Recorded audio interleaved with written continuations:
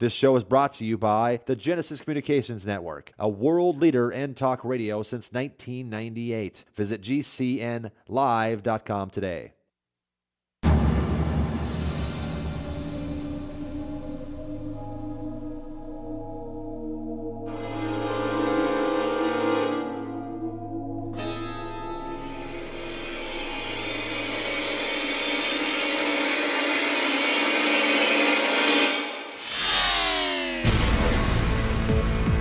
You're in the Paracast, the gold standard of paranormal radio.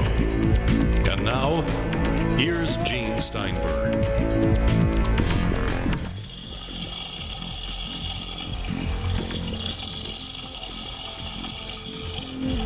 Are you in a respirator, Chris?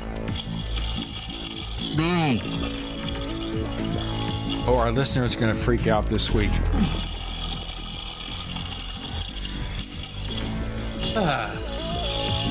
Okay, I timed it perfectly. Tell our listeners what you're doing. Well, all the smoke that we've had from the forest fires have really aggravated my sensitive lungs, which are now 18 months, 3 weeks, and 2 days, and 3 hours as a non-smoker.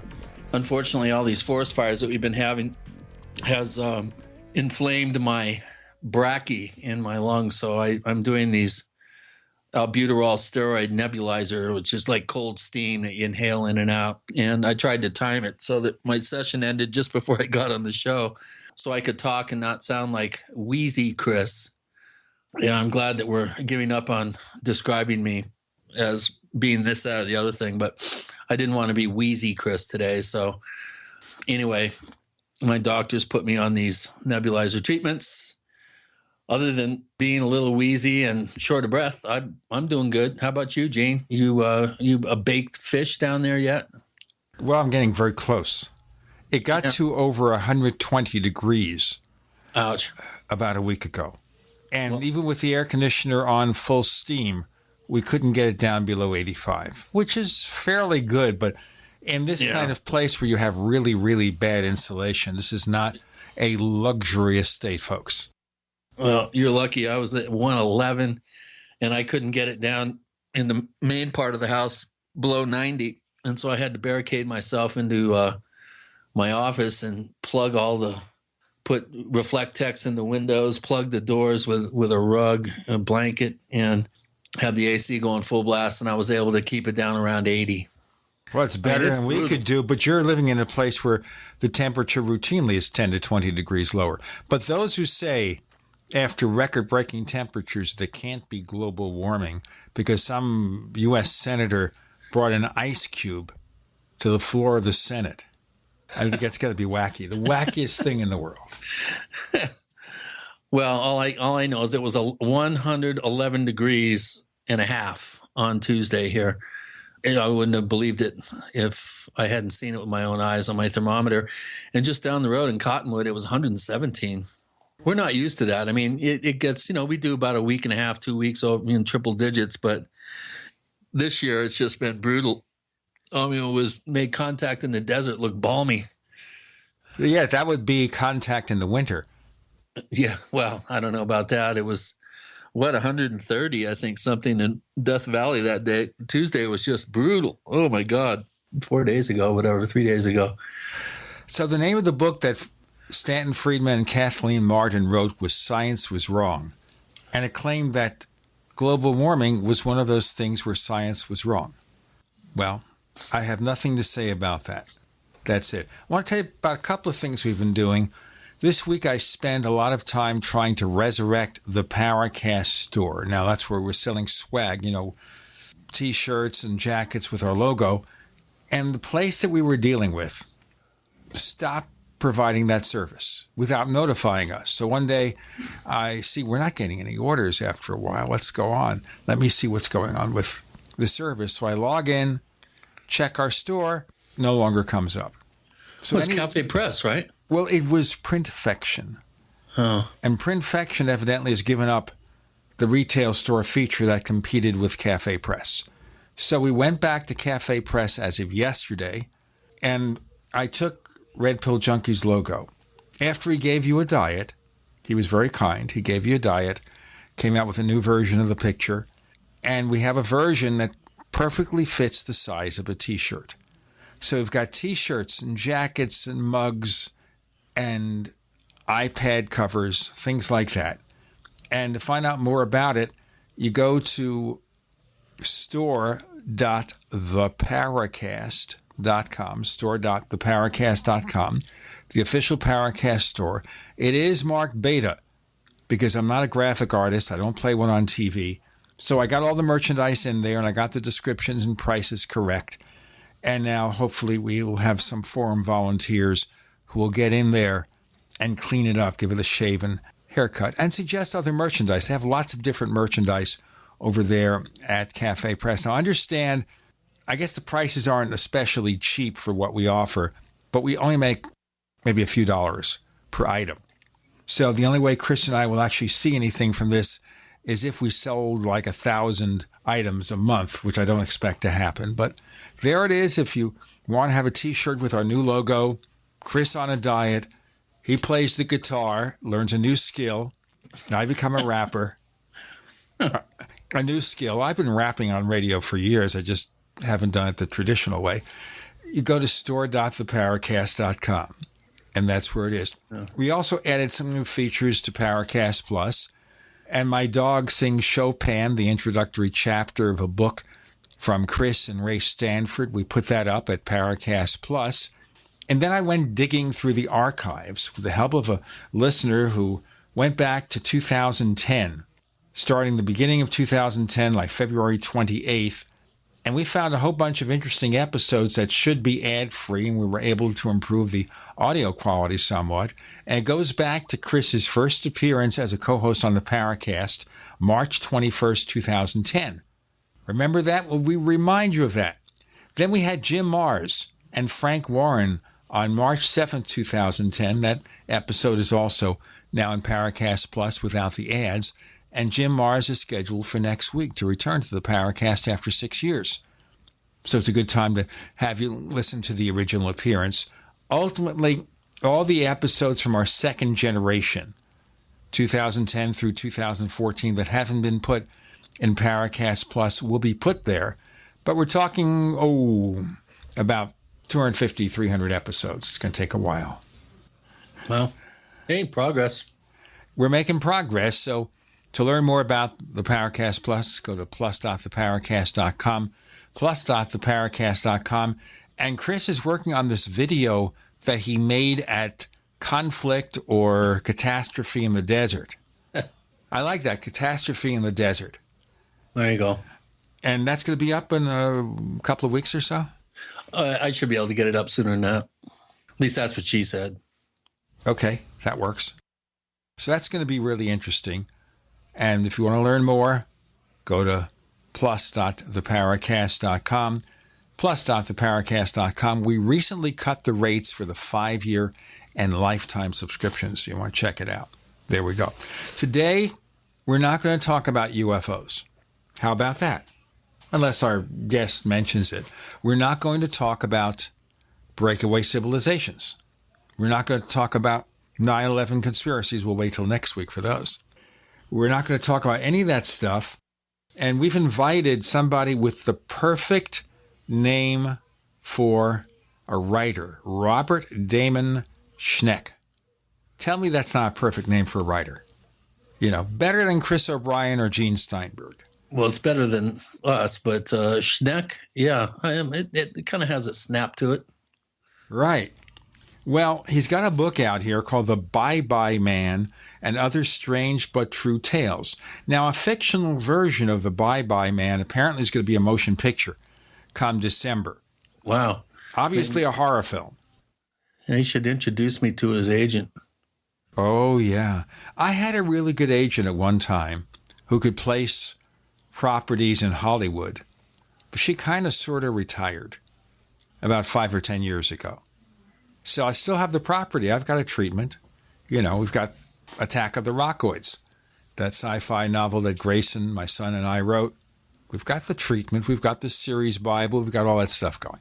But that's of lesser importance. Today, it's The Bye-Bye Man and we're going to say bye-bye to this segment that will feature Robert Damon Schneck. With Gene and with Chris, you're in Paracast. Do you need a website? Well, you can get a great deal on hosting services with Namecheap's legendary coupon code. They're offering substantial hosting discounts on shared hosting, business hosting, VPS hosting, reseller hosting, and even dedicated servers. Namecheap is preferred by millions. It's backed by a money-back guarantee. Use the coupon code LEGENDARY to cash in on the special deal at Namecheap.com, Namecheap.com. First came Attack of the Rockoids, and it was a critically acclaimed success. And now there's The Coming of the Protectors. A former military intelligence man is contacted by a space woman in a dream that turns out to be a nightmare because evil forces on her distant planet are planning to conquer the Earth. This is gripping science fiction of the classic kind. Attack of the Rockoids and The Coming of the Protectors. Find out more at rockoids.com. That's Rockoids, ROCKOIDS.com.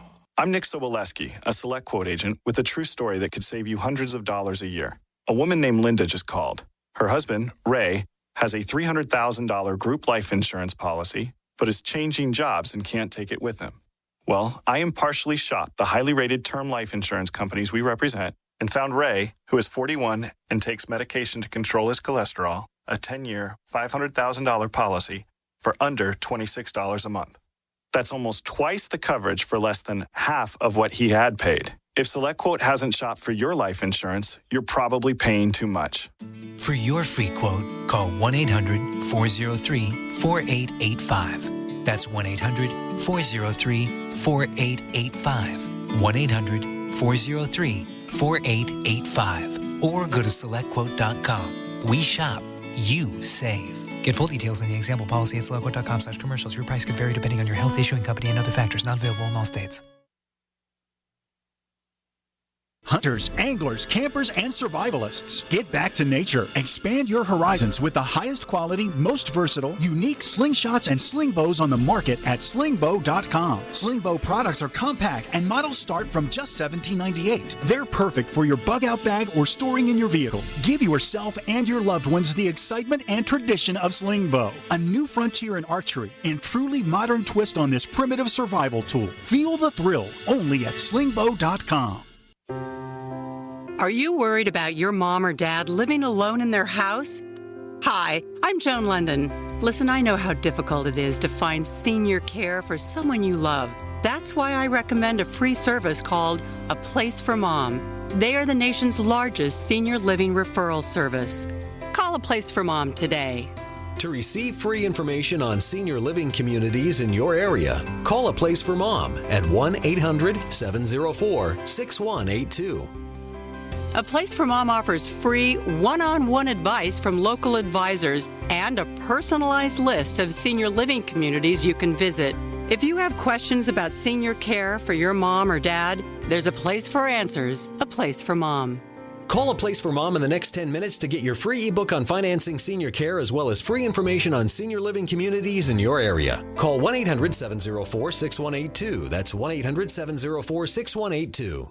Has your body ever gone low blood sugar, feeling weak, shaky, knowing you better eat something fast? We all know high blood sugar can lead to many metabolic problems. At GCNteam.com, we have a healthy blood sugar pack, focusing on the structure and function of stable blood sugar. Find us at GCNteam.com or call 877-878-4203. Nothing feels worse than unstable blood sugar. Call 877-878-4203. That's 877-878-4203. We'd like to hear from you. If you have a comment or question about the Paracast, send it to news@theparacast.com. That's news@theparacast.com. And don't forget to visit our famous Paracast community forums at forum.theparacast.com. Chris and I and our guest, Robert Damon Schneck, were reminiscing about New Jersey, where he's staying right now. And we'll get into that in a moment, but I didn't realize until I got on the air just a few moments ago that Robert was actually a guest on the Paracast during our second year. He was on there with Dennis Balthaser, who, of course, is the so-called truth seeker at Roswell. And he was bringing out a book called The President's Vampire. And what we hear now is, of course, that this is the revision of The President's Vampire. He is now the bye-bye man. So, Robert, before we go on, we were reminiscing about New Jersey because Chris lived in the New York area. I lived in New Jersey through 1993. And after the weather we've had in Arizona this past week, where it got to over 120 degrees in Mesa, I really wanted to be back there. Yes, I can understand that. It's actually been beautiful here. Green, humid. It's very nice. The humidity is not so much fun, but I feel jealous because my nephews are over in New Jersey. Oh, well, it's actually not a problem for me because I never leave air conditioning if I can help it. Yeah, out here, at least it's a dry heat. And as Gary Shandling used to say, so is a blowtorch. Yeah. I was out yesterday. It was 106, and we had a 25-mile-an-hour wind. So it's like being in the world's largest hairdryer. I mean, it's like being in a blow dryer. And I mean, if God forbid you have to reach out of your car and adjust your side mirror, you'll burn your hand, literally.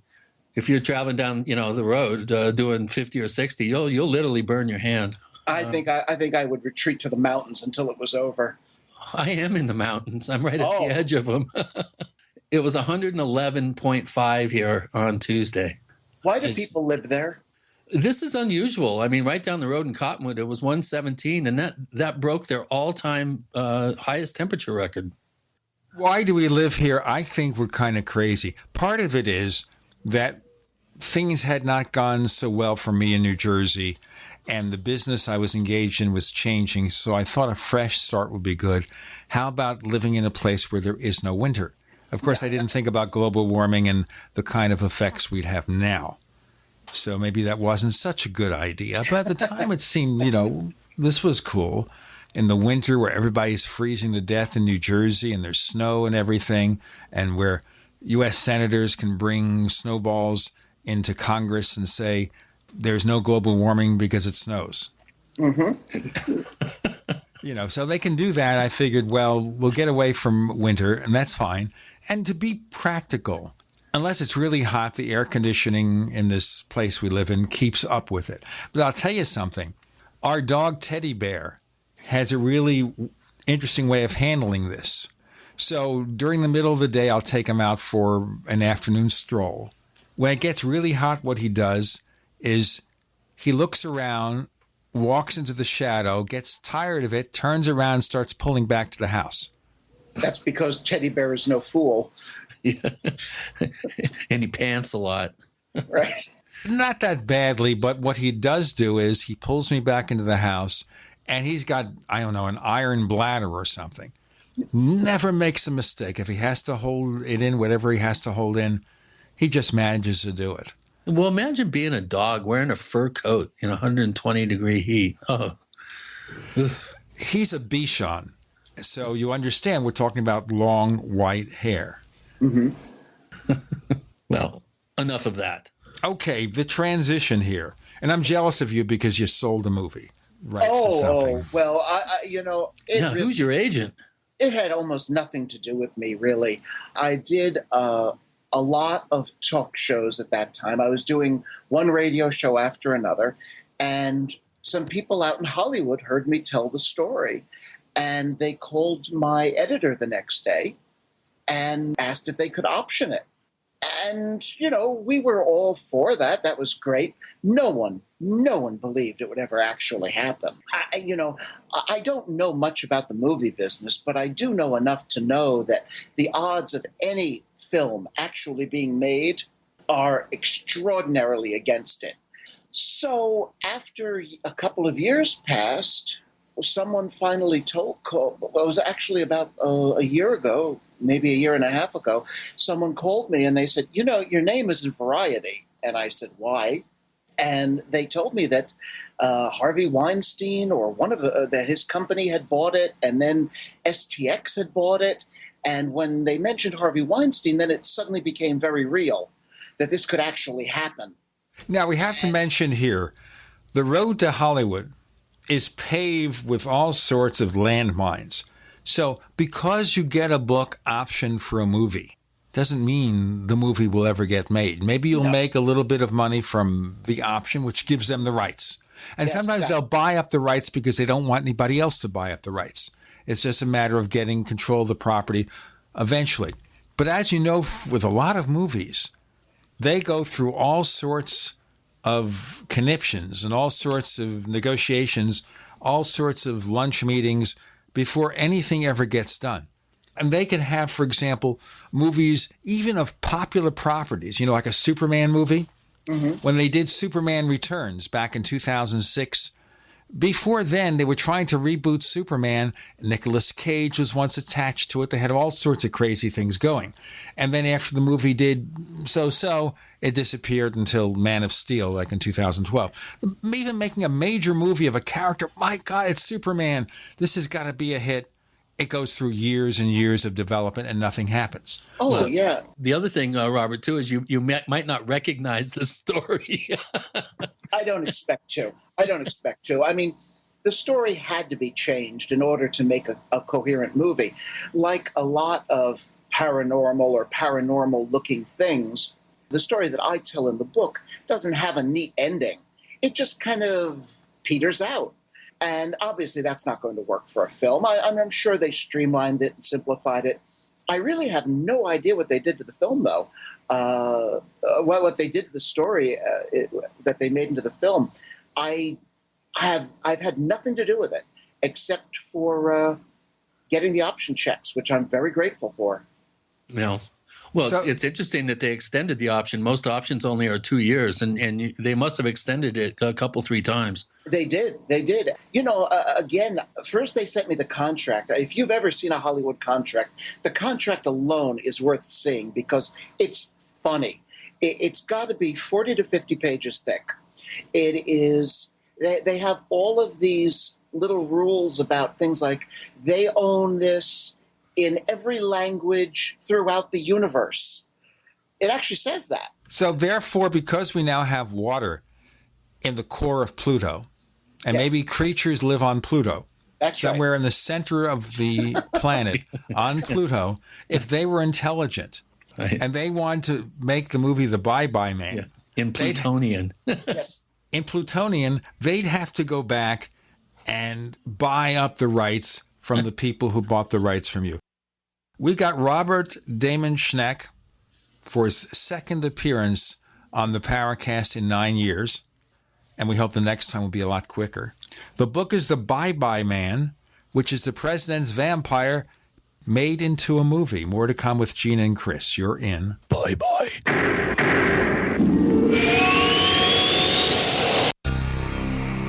Thank you for listening to GCN. Visit GCNlive.com today. There's nothing more enticing and intoxicating than the finest meat cooking on an open flame. Freeze-dried meat from newharvest.com is U.S. grown, 100% all-natural with no extra fillers. Just grass-fed beef and free-range chicken guaranteed to stay fresh and delicious. Add New Harvest freeze-dried meats to your current food storage. You'll buy direct from the factory, not a third party, ensuring the best price and the highest quality. See all our products at newharvestfoods.com. That's newharvestfoods.com. Paid non-attorney spokesperson Adam Pulaski of the Pulaski Law Firm with principal office in Houston, Texas is the attorney responsible for the content of this ad. This ad is not legal advice, and the choice of a lawyer should not be based solely upon advertisement. Services may not be available in all states. Attention Xarelto users. If you or a loved one took Xarelto and suffered a serious bleeding event, you may be entitled to financial compensation. Xarelto is a popular prescription blood thinner used to prevent blood clots and protect patients from strokes. These serious bleeding events have led to numerous cases of hospitalization and even death. Phone lines are open 24/7. Call 800-261-0937. That's 800-261-0937.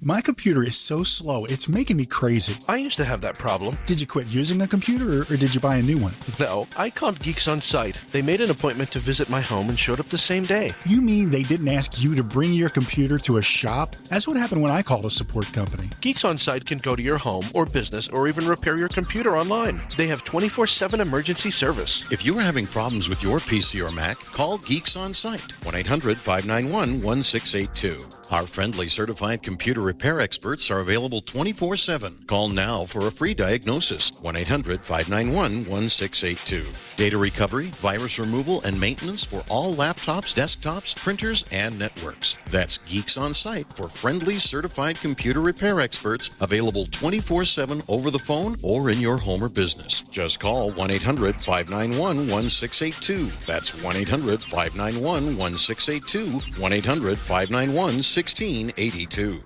Dangerous blood clot device alert. If you or a loved one had an IVC filter placed to prevent blood clots from traveling to your heart or lungs and suffered an injury, you may be entitled to substantial financial compensation. The FDA warns that IVC filters may cause serious complications, such as heart or lung damage, internal bleeding, and even death. These dangerous blood clot devices can break, and the metal fragments can travel to your heart or lungs, causing serious injuries. If you or a loved one suffered organ damage or other injuries from an IVC filter, you may be entitled to substantial financial compensation. Act now. Time is limited to file a claim. For a free consultation and free information, call Injury Help Desk at 800-478-1507. 800-478-1507. 800-478-1507. This is an advertisement. Paid non-attorney spokesperson. InjuryHelpDesk.com is responsible for this advertisement. Principal office, Las Vegas, Nevada.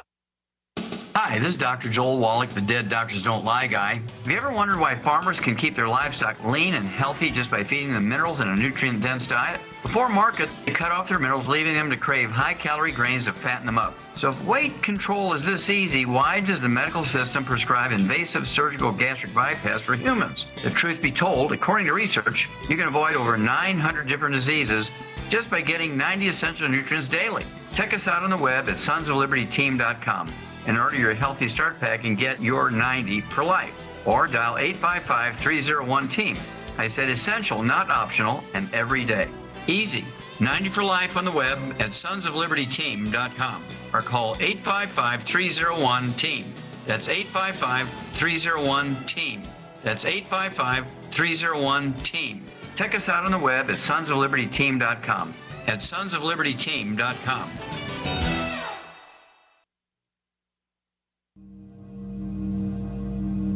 This is Leslie Kane, and I'm with the Coalition for Freedom of Information, and you are listening to the Paracast. Don't even ask me to explain what Chris just did. I just sit here and let things wash over me. I think Chris has suffered from Tourette's syndrome. No. Since giving up smoking, he's had all sorts of crazy symptoms there, and this is, of course... Sorry about that. I almost coughed up a piece of lung. We've had very bad forest fires here, and I'm suffering from aggravated lung brachy. Chris, are you in California? No, I'm here in Arizona. I'm north of Jean, about an hour. Oh, okay. So between the heat and the forest fires, things are really going well. Yeah. I gave up smoking 18 months ago, and I'm very, very sensitive to smoke, and I can't be in casinos too long, or if I'm around somebody smoking, I have to definitely move upwind. I'm just very, very sensitive to smoke now. So wow. We had really bad fires here, and you could look at the sun and with no filters and stuff. It was so thick, and wow. My lungs really have not responded well to it. Let's talk about this book here. Now, The Bye-Bye Man is the same book, basically, the part that referred to the President's Vampire. Yeah. Let's bring listeners up to date. Not everybody's heard episodes from 2007, but some have. Yeah. And some first come to listen to the Paracast, and we know we have over 500 episodes, and they start listening. So who or what is the President's Vampire? And some think the next president is a vampire, but that's another story. If a certain gentleman from Queens, New York is elected. But where did this legend or story begin? The story of the President's Vampire or the Bye-Bye Man? Let's try the President's Vampire, and then we go. I assume the book is basically the same, though. Yes, it is. It is. The President's Vampire was the title that I gave to a story that I originally found in one of Charles Fort's books. Now, Charles Fort, for people who don't know, was a journalist from Albany, New York, who collected strange stories and developed a whole philosophy around them. But one of the stories I found in one of his books, I think it was The Book of the Damned, which was his first book, tells the story of a sailor who was on a fishing boat out from Boston, and people began to disappear on this boat. First, one sailor vanished, then another sailor vanished, and when that happened, the captain ordered the ship searched. So they went through every bit of the ship, and way down deep in the hold, they found the dead body of one sailor and the dead body of the other sailor, and holding on to that dead body was a third sailor who was drinking that sailor's blood. The first one had been drained, and he was in the process of draining the second. Well, he was taken back to Boston and put on trial, sentenced to be hanged, but had his sentence commuted by President Andrew Johnson, Lincoln's successor. So instead of being hanged, he was sent to prison for several years, and then finally ended up in St. Elizabeth's Hospital, which is a mental asylum down in Washington, D.C. So when I read this story, I thought to myself, wow, that's really interesting. This sounds like a good example of an early American serial killer. I'll look into it, and I'll bet I'll have a really interesting story to tell. Well, I looked into it. I dug into this story possibly deeper than any story I've ever written since or before. And I discovered that the story that appeared in Fort's book is completely wrong. I mean, everything is wrong. It wasn't a fishing boat. It was a whaling ship. It wasn't in the Atlantic. It was in the Indian Ocean. There was a murder. But what happened was the ship's cook got into an argument with one of the sailors over the food, stabbed him with a knife, threw the knife overboard, and the sailor died. He was put into chains and taken back to Boston, where he was tried and put into prison, had a sentence commuted, etc. Now, I couldn't believe what I finally found out with the story. I was actually able to locate the ship's log of the day that the murder happened. So in either the captain or the mate's handwriting is a description of the murder. And you aren't going to do better than that when it comes to research. That was just like the Holy Grail. So then the question became, how did this story change? How did the newspapers somehow transform the kind of brawl that can happen on any Saturday night into this bizarre vampire story? Well, the name of the sailor was Brown, and the year that the story appeared about the murder on the ship and the vampire story, the year that appeared in the newspaper, was the same year that the story of Mercy Brown appeared. Now, Mercy Brown was a young woman who died in Rhode Island, and other members of her family started dying, and the father became convinced that Mercy might be a vampire. So they dug up the bodies, and they discovered that Mercy was the only one that wasn't decomposed. Well, even though she had died during the winter and didn't really have much of a chance to decompose, they were kind of desperate because his last child, his son, was dying. It was probably tuberculosis. So they took out some of Mercy's organs, burnt them, and gave them to him to drink as a kind of a cure. Now, that story appeared around the same time that the story of Brown the Sailor appeared. And the only explanation I can think of is that somehow, somewhere, they managed to combine the two stories and made it into a vampire story. Slow news day. It's very possible. You know, newspapers at the time were more than willing to use their imagination when they had to get circulation up. But one possibility that I think is very interesting is that I can't prove it, but when this happened during the 1890s, and we know for a fact that Bram Stoker was collecting newspaper clippings that he would eventually use for the novel Dracula. And there is a section of Dracula where Dracula is traveling from Transylvania to England aboard a ship, and one by one the sailors disappear. And Dracula is feeding on them, draining their blood. So again, I can't prove it, but I can't help wondering if the story of Brown the the sailor, the vampire sailor, might have influenced the story of Dracula. And of course, that became two of the best sequences from the film. So we're talking here about this being the precursor to Dracula. It's possible. He might have inspired some of the passages anyway, at least that chapter. Well, it wasn't Dracula. He was actually transported in a big chunk of Transylvanian dirt, I think, right? And his coffin was buried in the dirt, or he was buried with Transylvanian dirt around him, or not buried, but transported in the coffin. Yes, along with a lot of other coffins. They were going to be spread around England for when he got there, if I remember correctly. I could be wrong, but I think that was the story. That almost sounds like the arrival of Dracula in London in the original movie from 1931 with Bela Lugosi. Yeah, well, that comes from the book. And there's also a section of Nosferatu that tells the story of Count Orlok traveling in a ship to England. Well, that's fascinating. You'd think someone like Fort would have maybe tried to dig in a little deeper instead of just clipping out the questionable news account and then kind of running with it. You know, Fort was... He had his own agenda. He wasn't really as interested in running down each story. He couldn't, because he collected thousands and thousands of stories. He did make efforts. He would write to people and try to learn more, but it was difficult to do at the time. And I think it was a secondary consideration to his main interest, which was that philosophy of super skepticism, of everything is partly true and partly false and always changing. So it didn't really matter. It was kind of a cumulative effect of all of these bizarre stories. I mean, he tells one story about a talking dog that vanished in a puff of green mist. I don't think he really believed that happened, but he included it because it was funny and it was amusing, and it fit with the absurdity of a lot of what he wrote about. Let's have no more absurdity for this moment. With Gene and Chris, you're in The Paracast.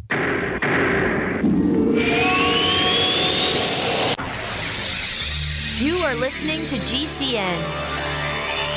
Visit GCNlive.com today. We also have swag. We have all these exclusive Paracast things that you can buy. We've got 60 or so different items, and entails t-shirts, sleeves for notebook computers, iPad cases, mouse pads, the Paracast Jumbo tote bag, all sorts of t-shirts and jackets and stuff like that for men and women. We have a Paracast aluminum water bottle. All this stuff, you go to store.theparacast.com, store.theparacast.com. What makes it special is that the items are the best quality, great t-shirts, fabrics, and they have our official logo on them. That's what makes them special, in multiple sizes and colors. We even have stuff for children, stuff for women, stuff for men. We have all sorts of sizes, like small up to X large. A lot of good stuff. That's the swag from the Paracast. If you go to store.theparacast.com, stop by and take a shopping tour. As a doctor, I see patients every day who are losing their vision to age-related macular degeneration, also known as AMD. If you have blurry vision or blind spots, they can be symptoms of AMD, and if untreated, could lead to blindness. The good news, AMD can be managed with effective clinically approved treatments that may reverse some vision loss. For free AMD information, contact the Foundation Fighting Blindness at 1-800-BLINDNESS. That's 1-800-BLINDNESS. There is a cure in sight. Worried about lead, fluoride, and other contaminants in your drinking water? Get a ProPure with the Pro 1G 2.0 cleanable reusable filter and remove up to 200 contaminants. Drink water the way nature meant it to be. Clean, crisp, and refreshing. See the complete line of ProPure products, including the new ProMax shower filter. There's a ProPure for you. Visit your authorized ProPure dealer for details or ProPureUSA.com. That's PROPURUSA.com. Are you worried about how dangerous the world has become? In these days of terrorist attacks, natural disasters, or even a future collapse, you need to be medically prepared to keep your family safe. I'm Joe Alton, MD of store.doomandbloom.net, where you'll find an entire line of uniquely designed medical kits and supplies for when help is not on the way. For everything from individual first aid kits to the ultimate family medical bag, go to store.doomandbloom.net today. That's store.doomandbloom.net. You'll be glad you did. Hi, Peter Vaccaro for ParanormalDate.com. Are you looking for love in all the wrong places? Now you have a chance to change that by signing up for free at ParanormalDate.com.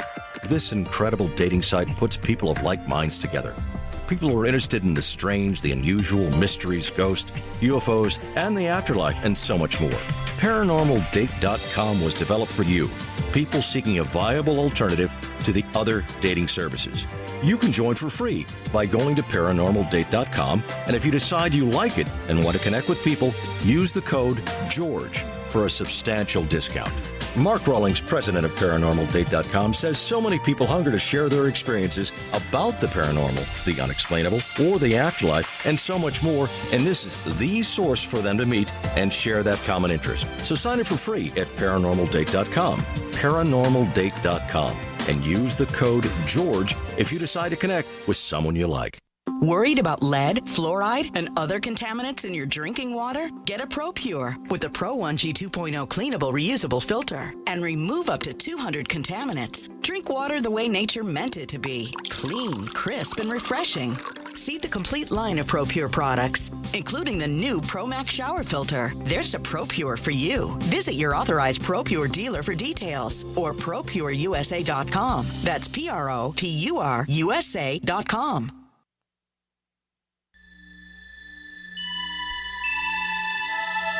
This is Jacques Vallée. You're listening to the Paracast, the gold standard of paranormal radio.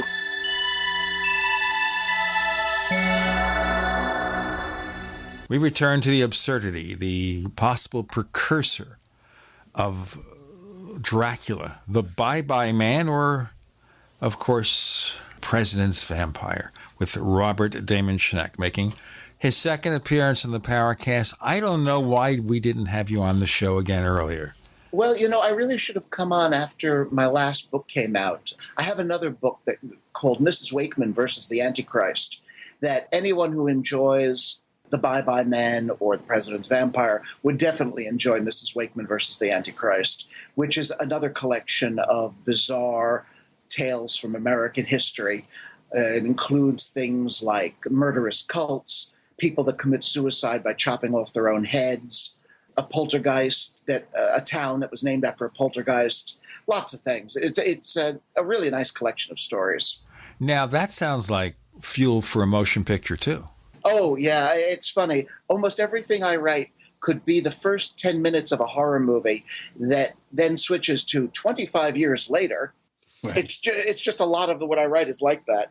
How do you dig up this stuff? What got you interested in digging up this kind of stuff? Well, it's been a lifelong interest. Ever since I was a child, my mom left a really dog-eared copy of Stranger Than Science on her night table. I still remember it. The cover had come off and somebody had put it back on with a piece of black masking tape.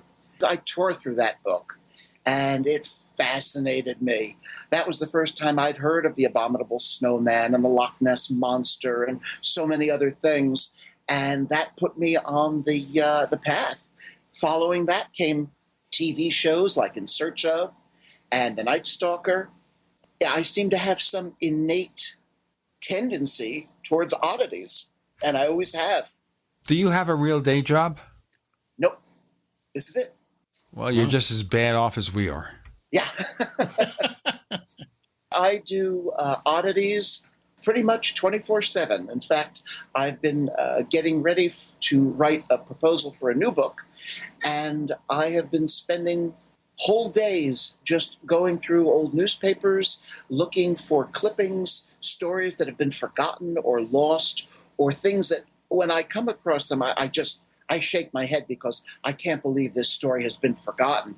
In fact, one of the great pleasures of doing this is when you contact the local historical society and they've never heard of it. and then they get all excited and they start researching for you. So I love doing this. Yeah, it's really again, I guess we would be remiss if we didn't kind of state the obvious that it's Charles Fort 100 years later, literally. I mean, that's what Fort did. He spent his entire time in the New York Public Library pouring through newspapers, magazines, looking for these types of things. So I'm sure Fort was quite an inspiration to you. He was, but I'll be honest that I came to his actual writings late in life. I would say the greatest influence that Fort had on me personally was that he inspired a lot of the writers that I read after reading Stranger Than Science. That is to say, John Keel, because if you remember a long time ago, the paranormal section of the library was put together with the computer section, which at the time consisted of one book, a book on how computers might be big someday. And in my library, there was that book, and there was the Mothman Prophecies.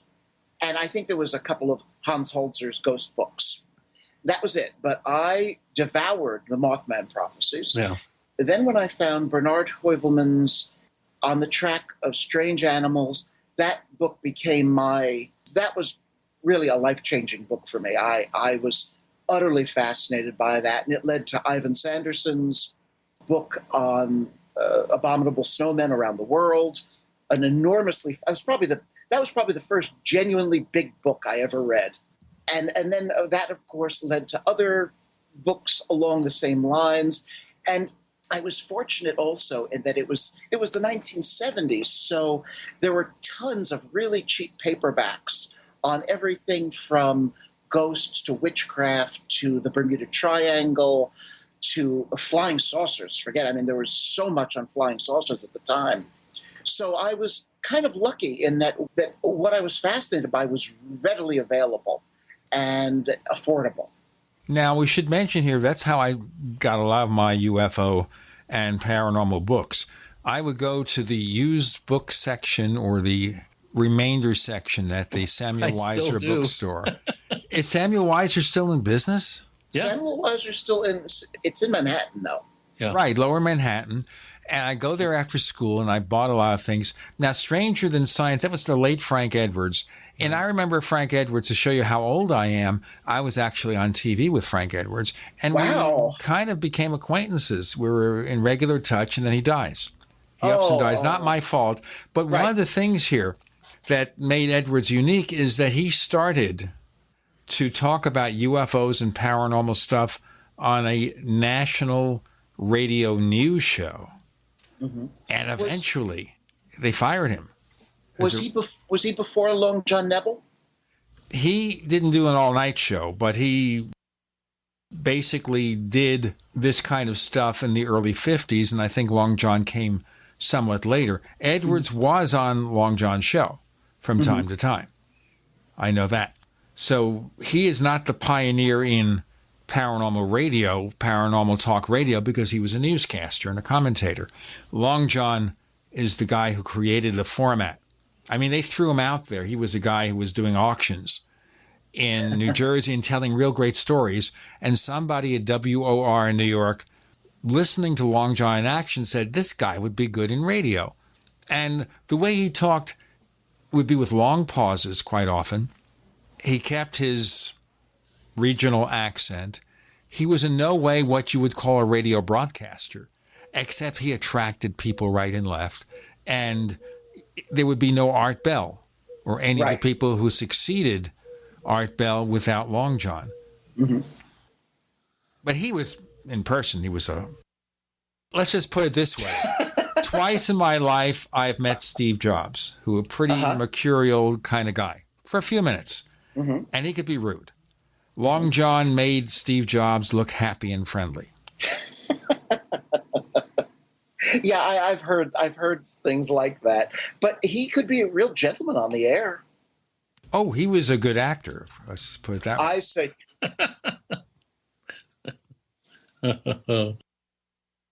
That's great. Well, like you, I was very impressed and moved by the Mothman prophecies, and that, of course, got me into Keel and reading more of Keel's work. I still consider Operation Trojan Horse one of the finest UFO books ever written.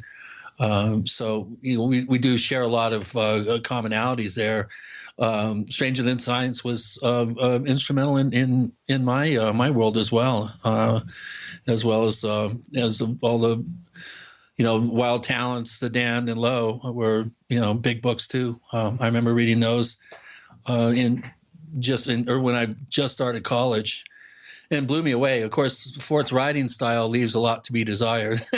Well, that's what I meant before about how I think if I had come to Fort first, I would have been turned off because he can be difficult. He enjoys piling up words to give you an effect, and his choice of vocabulary can be a little odd. And it's a very 19th century style. And often he changes subjects. He goes off. He has an odd sense of humor that if I had been reading at the time, I wouldn't have realized was meant to be funny. So it was much better to go through the more accessible writers like Ivan Sanderson. I mean, if you were really if I had to pick the one writer that probably had the biggest effect on me, it would be Ivan Sanderson, because his writing was just so enjoyable.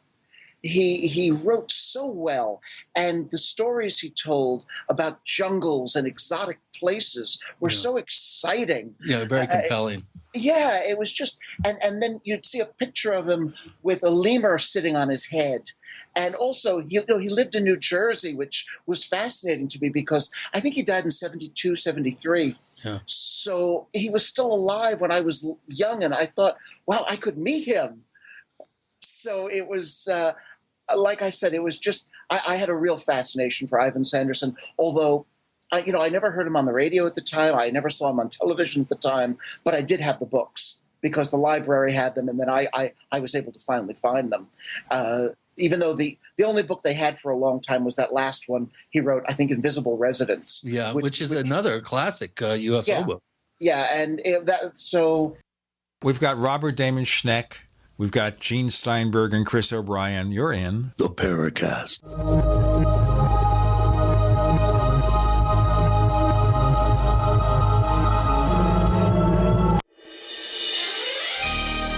Thank you for listening to GCN. Be sure to visit GCNlive.com today. Attack of the Rockoids has been well received by critics and readers alike. It's a thrill-a-minute story you'll never forget. A former U.S. military intelligence officer is haunted by intense dreams about a beautiful woman pleading for his help after a terrible battle in outer space. But the dreams turn out to be true and thrust him into a telepathic love affair with a woman whose faraway planet is intent on destroying the Earth. And now the gripping tale continues in The Coming of the Protectors. It's the second book of the Rockoids trilogy, a galaxy-spanning adventure that pits our hapless heroes against powerful, fanatical enemies that threaten the lives of freedom-loving beings everywhere. Attack of the Rockoids and The Coming of the Protectors. Classic science fiction at its best. Available now. For more details, visit rockoids.com. That's ROCKOIDS.com. Attention backpackers on a budget. Why spend $80 to $300 to pump clean survival water? Introducing the Viva Water Pump Kit from Viva Outdoor Products. Super easy to use and super lightweight at only 6.5 ounces, the Viva Water Pump Kit provides high flow rate at 1 ounce per stroke, can be one-hand pumped, and is dependable and affordable at only $24.99. Filter not included. Get your Viva Water Pump Kit at VIBA-ODP.com from Viva Outdoor Products. We use mobile devices right against our bodies every day, but growing scientific evidence has emerged showing serious health risks associated with exposure to EMF radiation emitted from these devices. The solution is Defender Shield, the most effective mobile radiation shielding ever developed. Defender Shield blocks virtually 100% of EMF radiation from cell phones, tablets, and laptops, and starts at just $64.99. Buy now at DefenderShield.com. For 10% off, use promo code GCN. DefenderShield.com, the worldwide leader in mobile radiation shielding.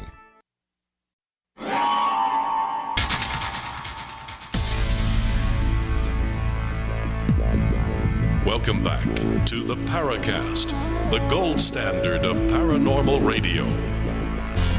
And now, here's Gene Steinberg.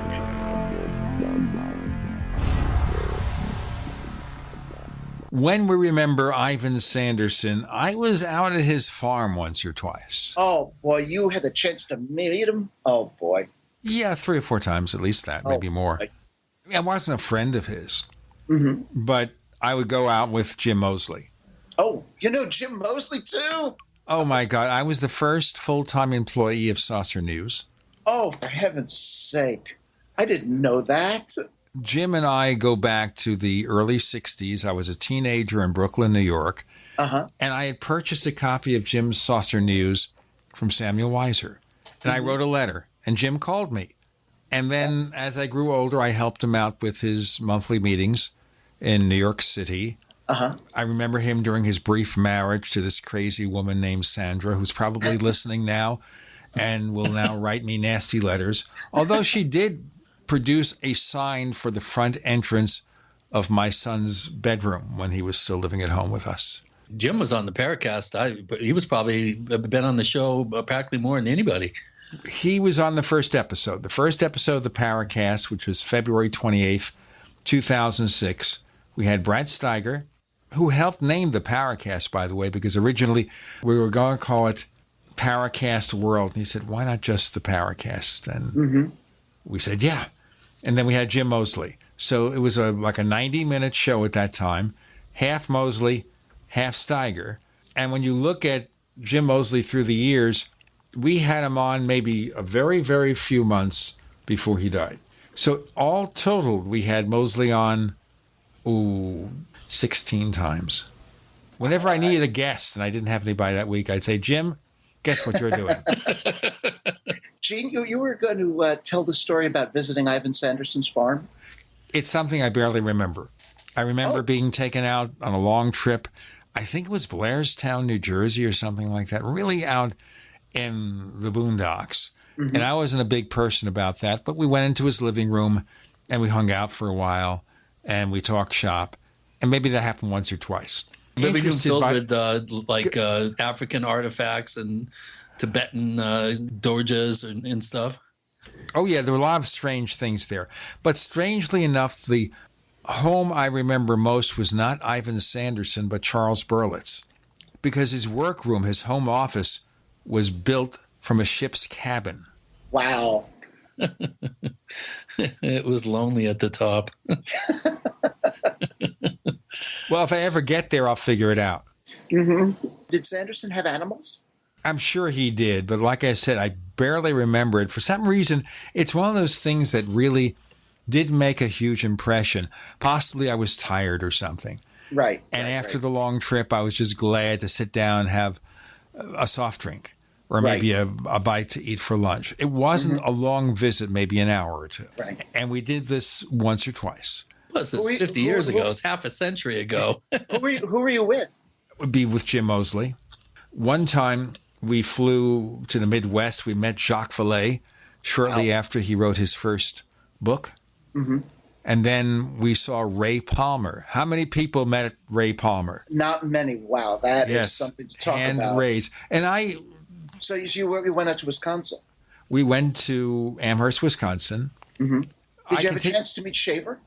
Oh, yeah. I knew Shaver very well. Oh, my gosh. I met Shaver at his cottage that he and his wife lived in Summit, Arkansas, a few years before his death, and I interviewed him. Palmer I interviewed in the 1960s, and then I interviewed him for a couple of radio shows in the 70s because I had the way to simply pick up the phone and call him. He'd answer. Most people Palmer would not talk to. But with me, I called, he'd answer. I don't know why. So I got to know him a little bit. Shaver, I used to have hundreds or maybe thousands of letters from Shaver. Any of the art? Lots of the art. I know my first wife, Geneva, has a lot more. Oh, my gosh. You actually have those. Yeah, you know, someone finally put a book out on them. Yeah, his son. Yeah, I am fascinated by those Palmer's things. son, I mean. Yeah. Well, wait a minute. Are we talking about Palmer or Shaver? I'm talking about Shaver's art. So you're talking about the rock art. Right. This is right. where you have these little pieces of rock, and supposedly he was able to pick out crystal records of the ancients. And most people, it was a Rorschach test. You look at it and you think you see something. And then somewhere a year or two before Geneva and I split up, this is maybe 1975, 74, we got the knack. We look at those pictures and say, yeah, I see what he's talking about. Right. I don't know whether I would have it now if I looked at one of those things. But it's one of those things where it just sort of clicks. Mm-hmm. It's almost like learning music, where one day you wake up and something clicks and then you're in. Well, yeah, but is it reality, or is it just your pareidolia, in your mind? Well, from what I understand, the way his technique was, he would take slices of rock that were so thin he could project a light through them, and then he would project it onto a surface, like maybe a canvas. I don't know what he worked on, and then make the drawings and bring out what he said was there. So a lot of it were these erotic shapes and monster faces. They were all Diros and things like that he saw in the rocks. Because he said they were books, they were records. Right, they kept crystalline records. Right. And we said, this is outlandish. And now, of course, there's a flash drive. Yeah, oh, yes. But it's very funny. A lot of people just dismiss Shaver. They say he was schizophrenic or something. Maybe he was, but he's still fascinating.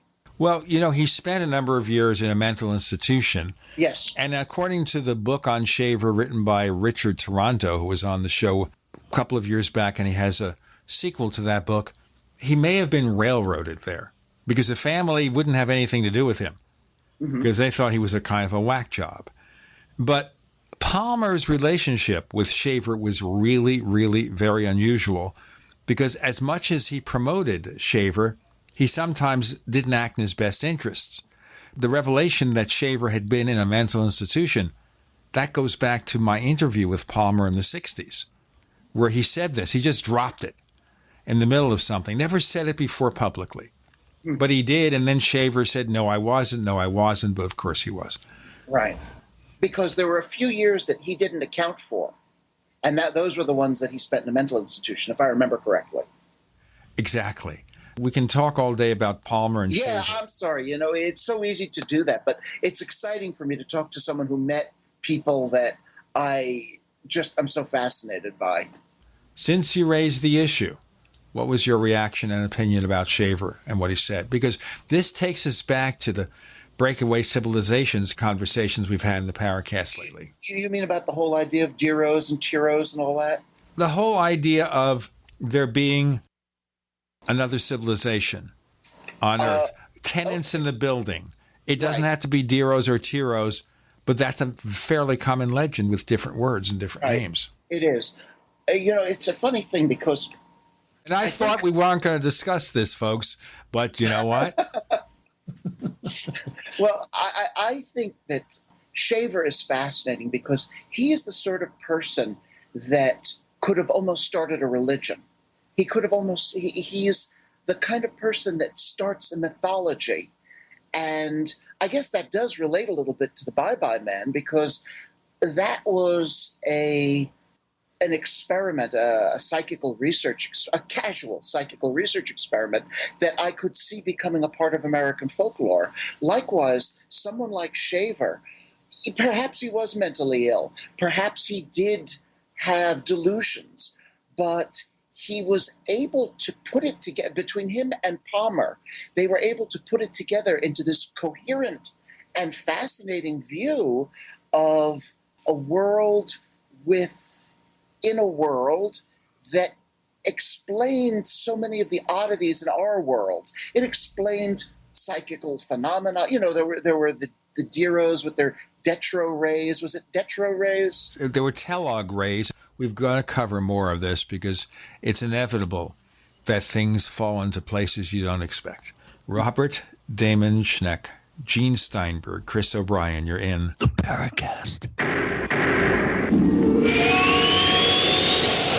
Do you need a website? Well, you can get a great deal on hosting services with Namecheap's legendary coupon code. They're offering substantial hosting discounts on shared hosting, business hosting, VPS hosting, reseller hosting, and even dedicated servers. Namecheap is preferred by millions. It's backed by a money-back guarantee. Use the coupon code LEGENDARY to cash in on the special deal at Namecheap.com, Namecheap.com. First came Attack of the Rockoids, and it was a critically acclaimed success. And now there's The Coming of the Protectors. A former military intelligence man is contacted by a space woman in a dream that turns out to be a nightmare because evil forces on our distant planet are planning to conquer the Earth. This is gripping science fiction of the classic kind. Attack of the Rockoids and The Coming of the Protectors. Find out more at rockoids.com. That's Rockoids, ROCKOIDS.com. I'm Nick Soboleski, a Select Quote agent with a true story that could save you hundreds of dollars a year. A woman named Linda just called. Her husband, Ray, has a $300,000 group life insurance policy, but is changing jobs and can't take it with him. Well, I impartially shopped the highly rated term life insurance companies we represent and found Ray, who is 41 and takes medication to control his cholesterol, a 10-year, $500,000 policy for under $26 a month. That's almost twice the coverage for less than half of what he had paid. If SelectQuote hasn't shopped for your life insurance, you're probably paying too much.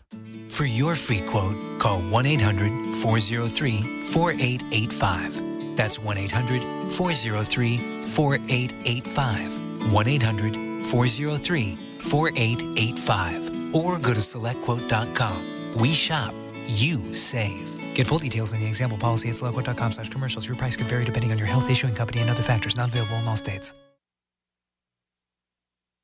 Paid non-attorney spokesperson Adam Pulaski of the Pulaski Law Firm with principal office in Houston, Texas is the attorney responsible for the content of this ad. This ad is not legal advice, and the choice of a lawyer should not be based solely upon advertisement. Services may not be available in all states. Attention Xarelto users. If you or a loved one took Xarelto and suffered a serious bleeding event, you may be entitled to financial compensation. Xarelto is a popular prescription blood thinner used to prevent blood clots and protect patients from strokes. These serious bleeding events have led to numerous cases of hospitalization and even death. Phone lines are open 24/7. Call 800-261-0937. That's 800-261-0937.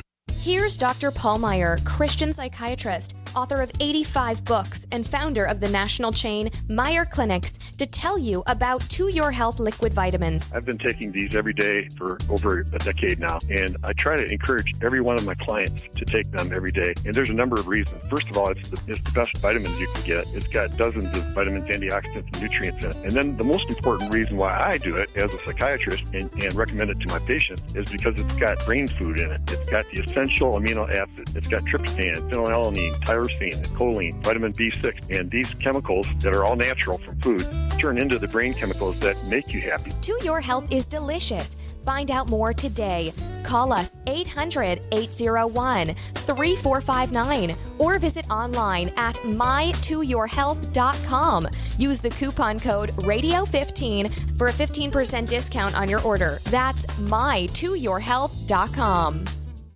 This is Rick Ossick, president of Famous Footwear. Our company is working together with the March of Dimes through March for Babies to raise money and awareness about the serious problem of premature birth in the U.S. As a business leader, I know that babies born very sick or too soon cost businesses billions of dollars each year, in addition to the emotional stress on employees and their families. That's why Famous Footwear is committed to raising funds to improve the health of moms and babies everywhere. Won't you please join us in the March for Babies? Start a team today at marchforbabies.org. We'd like to hear from you. If you have a comment or question about the Paracast, send it to news@theparacast.com. That's news@theparacast.com. And don't forget to visit our famous Paracast community forums at forum.theparacast.com. You notice that when Chris says the Paracast, he no longer sounds, well, the G word. He sounds more happy, more upbeat. That's so good. Robert Damon Schneck, author of Bye Bye Man and other works, joining us, but we somehow plopped into the mystery of Richard Shaver and the legends of another civilization that escaped the catastrophe that occurred. Maybe this is all about the flood and Noah and everything, and some beings escaped into the caverns, and they still exist there. The good guys being the Tyros, the bad guys being the Diros, the Telog Rays. They're able to control your mind. It's a mind control machine that can make you do anything they want. And, one of the things that really was so fascinating about the Shaver mystery was that when Ray Palmer put it out there, he began to get letters from people who had had similar experiences. This is not fiction, folks. There was an article in Life magazine about the phenomenon where as soon as the Shaver story started, and this is a whole thing that maybe some of you have heard, Ray Palmer edited Amazing Stories for Ziff Davis. Now you think of Ziff Davis, there is still a company called Ziff Davis, but they just have online publications. But in those days, you had a pulp magazine, the original science fiction magazine, created by Hugo Gernsback. Look him up. Amazing Stories. He runs the Shaver stuff, and before he does, he goes to his publisher and says, you know what? I think we're going to really make a big deal. But this is happening, during World War II, the end days of World War II. They're rationing paper, okay? They're rationing paper. So they needed to get enough paper to improve the print run. And they ultimately doubled the circulation of Amazing Stories, receiving what Palmer claims to be thousands and thousands of letters from people who said what Shaver said was true, even though the original stories were presented as pulp science fiction, kind of in the spirit of Edgar Rice Burroughs, who also wrote for Amazing in his final years. And then he was getting all these letters and people saying, no, this is the truth. As soon as the publisher cracked down and stopped Shaver and stopped allowing Palmer to run those stories, the circulation went back to its former level. Well, one of the things that is so interesting about that is that Palmer's could have turned the Shaver mystery into the UFO mystery, which, of course, he played an important part in. At least Keel really gives him credit for almost inventing the whole UFO mystery. I don't know why the Shaver mystery didn't take off the way UFOs did, but there seemed to be something happening during that period. There was almost a growth of mythology going on, because that was also when we were, it would be soon after that we would be getting people who would be claiming to be in contact with the Space Brothers and the Venusians, and all, we'd be having the contactees. So there was something very important happening during that time. These mythologies were being born. If you believe that that's something else, but I think we can say that there are mythologies surrounding these things. Also with the Bye-Bye Man, we see the same kind of rollover sort of snowballing effect as well, which we should dovetail at some point into how we're still seeing this kind of cultural progression of meme in the culture. And I think it's fascinating. And I think you bring up a good point that if Shaver had been a little bit more coherent and sane and hadn't been led around in a literary sense by Palmer somewhat, that he really could have maximized the potential with this and created his own cult of personality and, like you said, created a whole genre of cultural mythos. Yeah, I think that's very possible. There were a bunch of very attractive, interesting people, though, who were the UFO contactees. And they were able to do things like the meetings at the Boulder. What's the name? Van Tassel had the meetings at Giant Rock. Giant Rock, yeah. Yeah, so they were able to do it better. The Shaver mystery was so dependent on Shaver and Palmer so much that I don't think it took off independently the way the Flying Saucers did. And also, it did also require, I think, a few extra steps of belief there, because it's not just E.T. coming here and maybe they bring some spaceships, but an entire civilization coexisting with us. Yeah, that's a little bit more scary sounding. I mean, it's a lot easier to accept the possibility that something is coming here and visiting and then maybe leaving. But to have something under your feet that's manipulating your mental processes and whatnot, that's a little bit more difficult, I think, for people to brace, I guess, for lack of a better word. Well, Palmer did also touch on that a little bit with the Hollow Earth, because he said that the flying saucers were coming from the Hollow Earth. So it combined the two, that there were civilizations under our feet, but they were also flying saucers. But it got really complicated with Palmer, because he first talks about the flying saucers, and he was co-founder of Fate magazine, where a lot of the flying saucer stuff appeared. He was friends with, of course, Kenneth Arnold, and we have that entire Maury Island affair. Mm-hmm. But he said, and possibly there's some truth to this, that the arrival of the flying saucers, at least in the modern era, was very much predicted by Shaver. Oh, I didn't know that. But then Palmer started moving into other theories. So now he's talking about the holes at the poles, which is like Pellucidar, the novels from Edgar Rice Burroughs. Right. Okay, that's one thing. Now, the second thing that gets even crazier, because he talks about the holes of the poles and then says the holes of the poles are not in this reality. They are in an alternate reality. They're in the astral. Oh, see, I didn't know he got into that. Oh, yeah. Got pretty crazy. Let's get back to Bye Bye Man and all these mysteries. Sure. Because we have this little interesting thing here, which is called an open, spontaneous conversation. And it takes us to places we don't expect. I didn't expect Shaver, Palmer, and flying saucers. I expected vampirism and the Bye Bye Man. Now, looking at this now, was this a real story, or is it something that you think maybe some of the journalists looking to sell papers invented? Okay, the Bye Bye Man was a story that happened to a friend of mine that so I'll just tell the story for people that don't know it. Back in 1990, 3 students who went to school in Wisconsin got an old Ouija board. And it was winter, and they had a lot of free time. So they decided to do some experiments with it. Now, my friend's name is Eli. He was dating a girl named Catherine. They were living together at the time, if I remember correctly. And they had a mutual friend named Jonathan. Now, the first experiment that Eli wanted to perform with the Ouija board was to see if they could get messages. Eli is very interested in the paranormal. At one time, he was the librarian at the American Society for Psychical Research. He's always been fascinated by legend tripping, all the aspects of ESP, monsters, everything. It interests him. So the first thing they had to do was see if they could get messages. And Jonathan and Catherine, working together, were able to get messages. We have to stop for this message. That's fine, sure. With Gene and Chris, you're in The Paracast.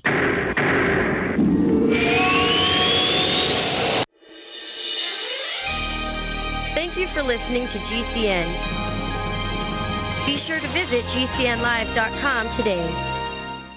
By now you know that wireless technology like cell phones do in fact pose dangers to the health and privacy of everyone. Block-It Pocket's wide range of products are unmatched in providing the protection you deserve. No scare tactics, just common sense. BlockItPocket.com offers quality American-made options to alleviate and eliminate these invisible dangers. Learn more at BlockItPocket.com or call 888-315-9618. BlockItPocket.com, enhancing health and privacy. Are you living your passion? Are you pumped to go to work because you get to talk about or work with or do the things that interest you the most? Is working, playing, and relaxing one and the same? As long as you're working for someone else, you'll never be living entirely true to yourself and your passion.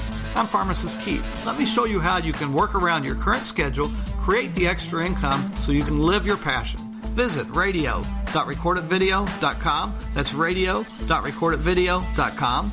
radio.recordedvideo.com. Dangerous blood clot device alert. If you or a loved one had an IVC filter placed to prevent blood clots from traveling to your heart or lungs and suffered an injury, you may be entitled to substantial financial compensation. The FDA warns that IVC filters may cause serious complications, such as heart or lung damage, internal bleeding, and even death. These dangerous blood clot devices can break, and the metal fragments can travel to your heart or lungs, causing serious injuries. If you or a loved one suffered organ damage or other injuries from an IVC filter, you may be entitled to substantial financial compensation. Act now. Time is limited to file a claim. For a free consultation and free information, call Injury Help Desk at 800-478-1507. 800-478-1507. 800-478-1507. This is an advertisement. Paid non-attorney spokesperson. InjuryHelpDesk.com is responsible for this advertisement. Principal office, Las Vegas, Nevada. Are you tired of commuting to a job that makes someone else rich, working harder than ever, but getting nowhere? Do you hate spending hundreds of dollars every week on daycare, having someone else raise your children? With our opportunities, you can start earning money as soon as next week. You get to be the boss, work from home, and live a happier life. At Be the Boss Network, you'll find hundreds of work-from-home opportunities that you can literally start today and be earning money as soon as next week. Go to freedom106.com and start earning money as soon as next week. You get to be the boss. Get out of the rat race. Work from home. Go to freedom106.com right now and change your life today. That's freedom, the number 106.com. Go to freedom106.com and start earning money as soon as next week. You be the boss. Go to freedom106.com. Imagine your life 5 years from now. Are you on the path you want to be on? It's time to take control of your future by getting a world-class education from one of the nation's top universities. Arizona State University is now offering over 100 top-tier degree programs 100% online. It's the exact same degree our on-campus students receive, but you can learn from anywhere in the country on your own schedule. For information, call 1-800-939-9634. Learn from ASU's world-renowned faculty and use ASU's global recognition to improve your visibility, professional network, and gain real-world experience you can start using today. The Wall Street Journal ranked ASU 5th in the nation for producing the best qualified graduates. Now discover how ASU Online can stand out on your resume and help separate you from the competition. We're ready to help you learn to thrive in your life, in your career, and beyond. To learn more about ASU online degrees, call 1-800-939-9634. That's 1-800-939-9634.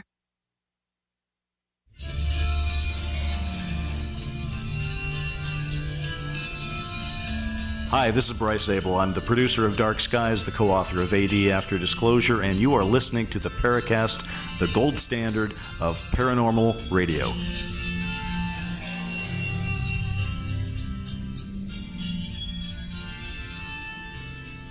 Robert Damon Schneck is author of Bye Bye Man with Gene and Chris, and we're going back to the story that came through a Ouija board? Yes, it did. Okay. When they began to get messages, it was a little unusual in that normally people that ask a Ouija board questions will get the answer from, let's say you want to talk to Napoleon, and they'll claim that it's Napoleon moving around the planchette.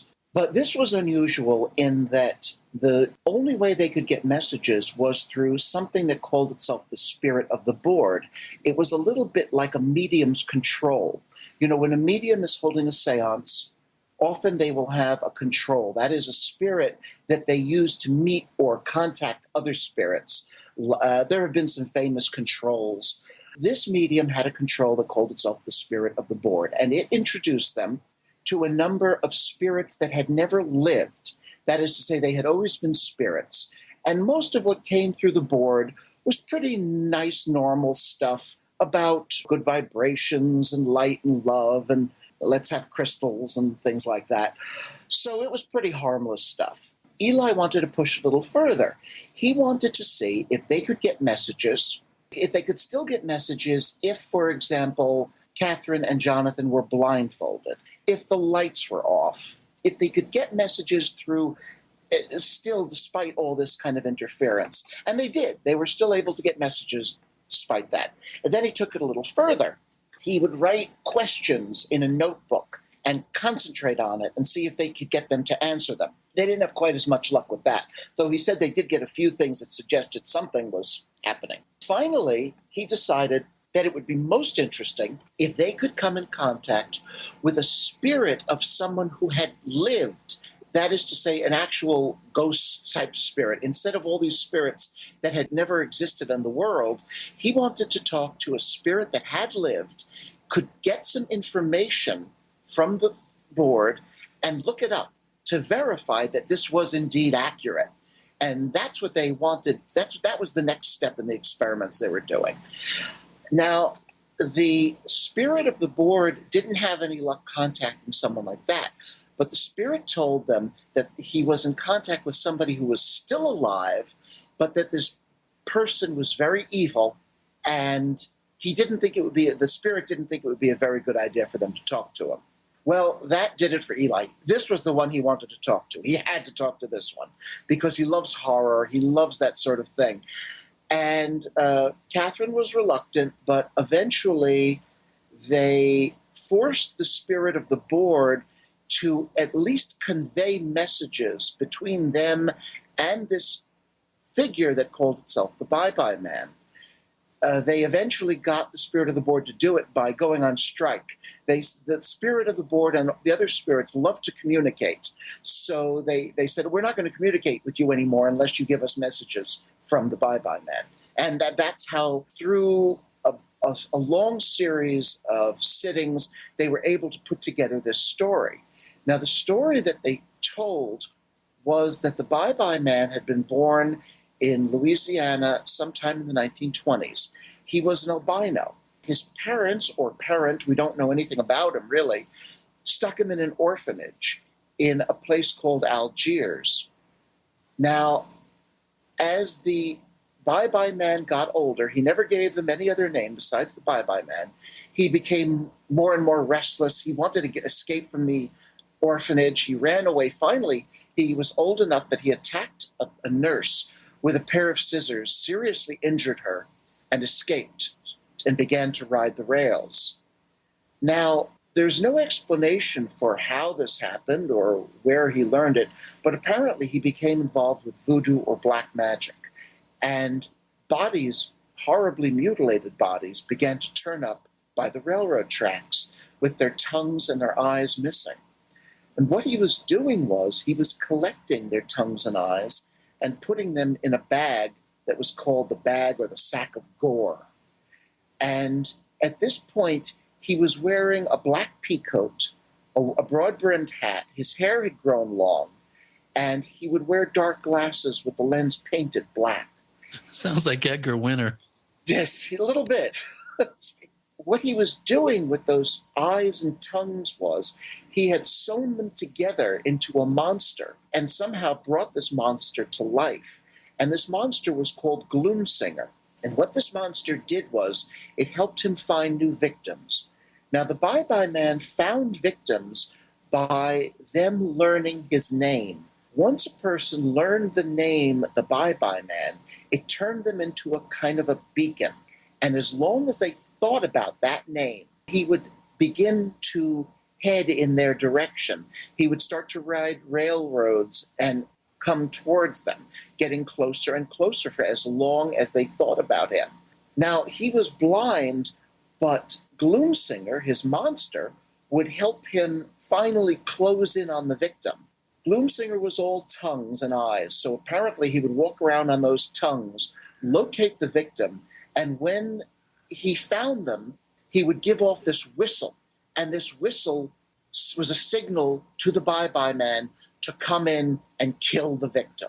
That sounds a little ironic. A monster made of eyes and tongues that couldn't see. Oh, no, the Gloomsinger could see. The Bye-Bye Man couldn't. Oh, the Bye-Bye Man was blind. Okay. I'm getting myself confused here. I'm sorry. I thought I explained. I think I was off getting my nebulizer when you started the story. I'm sorry. Continue. Oh, that's all right. That's all right. Anyway, when Catherine heard this story, she was done. She wanted nothing more to do with this. She had a history of strange experiences, and she found them very unpleasant. So even though Eli encouraged her, he really wanted to continue, she was finished. Afterwards, things got a little strange. Jonathan went off. He was going to school in Madison, Wisconsin. They were in a place called Sun Prairie. Catherine could no longer sleep at night. She was having insomnia. She was having nightmares. She was waking up early. Eli was fine. Nothing bothered him. Finally, she was exhausted, and Eli thought he would take her to Wausau, which is his hometown, to a concert. And it was a beautiful spring day. He took her down to this place called Barker Stewart Island. Now, Barker Stewart Island is in the middle of the Wisconsin River, and there's a railroad bridge going across it.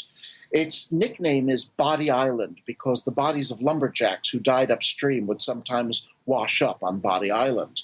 It was a beautiful afternoon. They were getting ready for the concert. Eli went down to the river. He said there was a turtle down there or something he wanted to look at. Catherine was walking across the railroad bridge when she heard a whistle. Now, hearing a whistle on a railroad bridge is not that strange. It was an active bridge, but she said it didn't sound like a train whistle. It sounded like a human whistle, and it got louder and louder and louder, and she became terrified.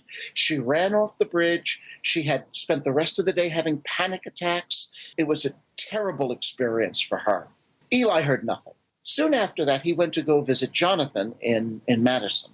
Now, Jonathan had also been having nightmares. He'd been having trouble sleeping. He'd been waking up early, and he had also had a very strange experience. He lived in the third floor of a boarding house. One night, he was lying in bed when he heard a knock on the door. Catherine was outside the door, and she said, "Hey, Jonathan, come on, let's go get breakfast." And Jonathan drags himself up, and he looks out the window, and he sees it's not morning. It's the middle of the night. And he looks at his clock, and that confirms it. It is the middle of the night. The knocking on the door continues, and Catherine's voice continues to say, "Jonathan, come on out. Let's go get breakfast." He crumples in terror. He collapses on the floor, and in that slit of light underneath the door, he sees a pair of shadows because there's a light in the hallway, and he sees the shadows of feet outside his door. He spent the rest of the night lying there terrified. Eventually, the feet went away, even though it was a boarding house. Most likely the front door had been locked, but somehow something had gotten in and terrified him. Let's do our break with Robert Damon Schneck. Gene and Chris, you're in The Paracast.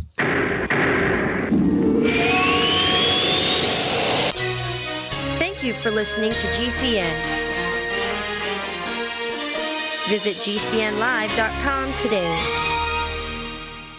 Graphic Converter is the image manipulation tool for the rest of us. It does not use any database. You get full control of all your files. Want to view the images of a folder? Drag it into Graphic Converter, and a powerful browser opens up to show your image files. You could use it for slideshows. You could use it to import images from digital cameras or from scanners. Need to do some image editing? You can do that too in Graphic Converter. Also print catalogs. Convert from so many formats I can't even list them. Download now to see if Graphic Converter is good for you, like 1.5 million other users. Guess what? You could save money when you buy Graphic Converter. Use the coupon code Night Owl. Use the coupon code Night Owl to get a special price for Graphic Converter. Go to lemkesoft.com. That's LEMKE soft.com. lemkesoft.com. LEMKE soft.com.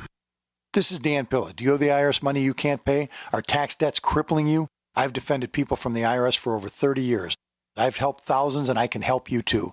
I wrote the book on IRS settlement, and I'm telling you, there's no such thing as a hopeless case. Call 800-34-NO-TAX to finally get free of IRS debt. With the IRS's new programs, there's never been a better time to solve your problem. Call 800-34-NO-TAX. That's 800-34-NO-TAX, or my website, danpilla.com. Are your Google search results killing you? Unflattering content in blogs, news articles, online reviews, social media, or other sources can jeopardize your reputation, your business, and your livelihood. Let Reputation.com help. Our patented technology will make the truth about you more visible while pushing down unwanted negative content. Improve your Google search results. Call Reputation.com at 1-800-831-0771 for a free consultation. That's 800-831-0771. Water is the single most important thing your body needs, so you want to be sure it's the best for you and your family. Since 2005, thousands have depended on Berkey purified water. The Berkey Guy provides the lowest priced filtration systems in every size. For incredibly delicious water now and in an emergency, get to GoBerkey.com or call 877-886-3653. 877-886-3653. GoBerkey.com. Hi, Peter Vaccaro for ParanormalDate.com. Are you looking for love in all the wrong places? Now you have a chance to change that by signing up for free at ParanormalDate.com. This incredible dating site puts people of like minds together. people who are interested in the strange, the unusual, mysteries, ghosts, UFOs, and the afterlife, and so much more. ParanormalDate.com was developed for you, people seeking a viable alternative to the other dating services. You can join for free by going to ParanormalDate.com, and if you decide you like it and want to connect with people, use the code GEORGE for a substantial discount. Mark Rawlings, president of ParanormalDate.com, says so many people hunger to share their experiences about the paranormal, the unexplainable, or the afterlife, and so much more, and this is the source for them to meet and share that common interest. So sign up for free at ParanormalDate.com, ParanormalDate.com, and use the code GEORGE if you decide to connect with someone you like. This is an alert. If your business or church is building this year, you're about to pay more than you should. This could mean thousands of dollars more for your office, retail space, church, or warehouse. A General Steel building can save you as much as half the cost and time of similar conventional construction. And we're offering rebates of up to $20,000 to help you build today. Call General Steel for free information that could save you thousands. Call 866-91-STEEL. 866-91-STEEL. 866-91-STEEL.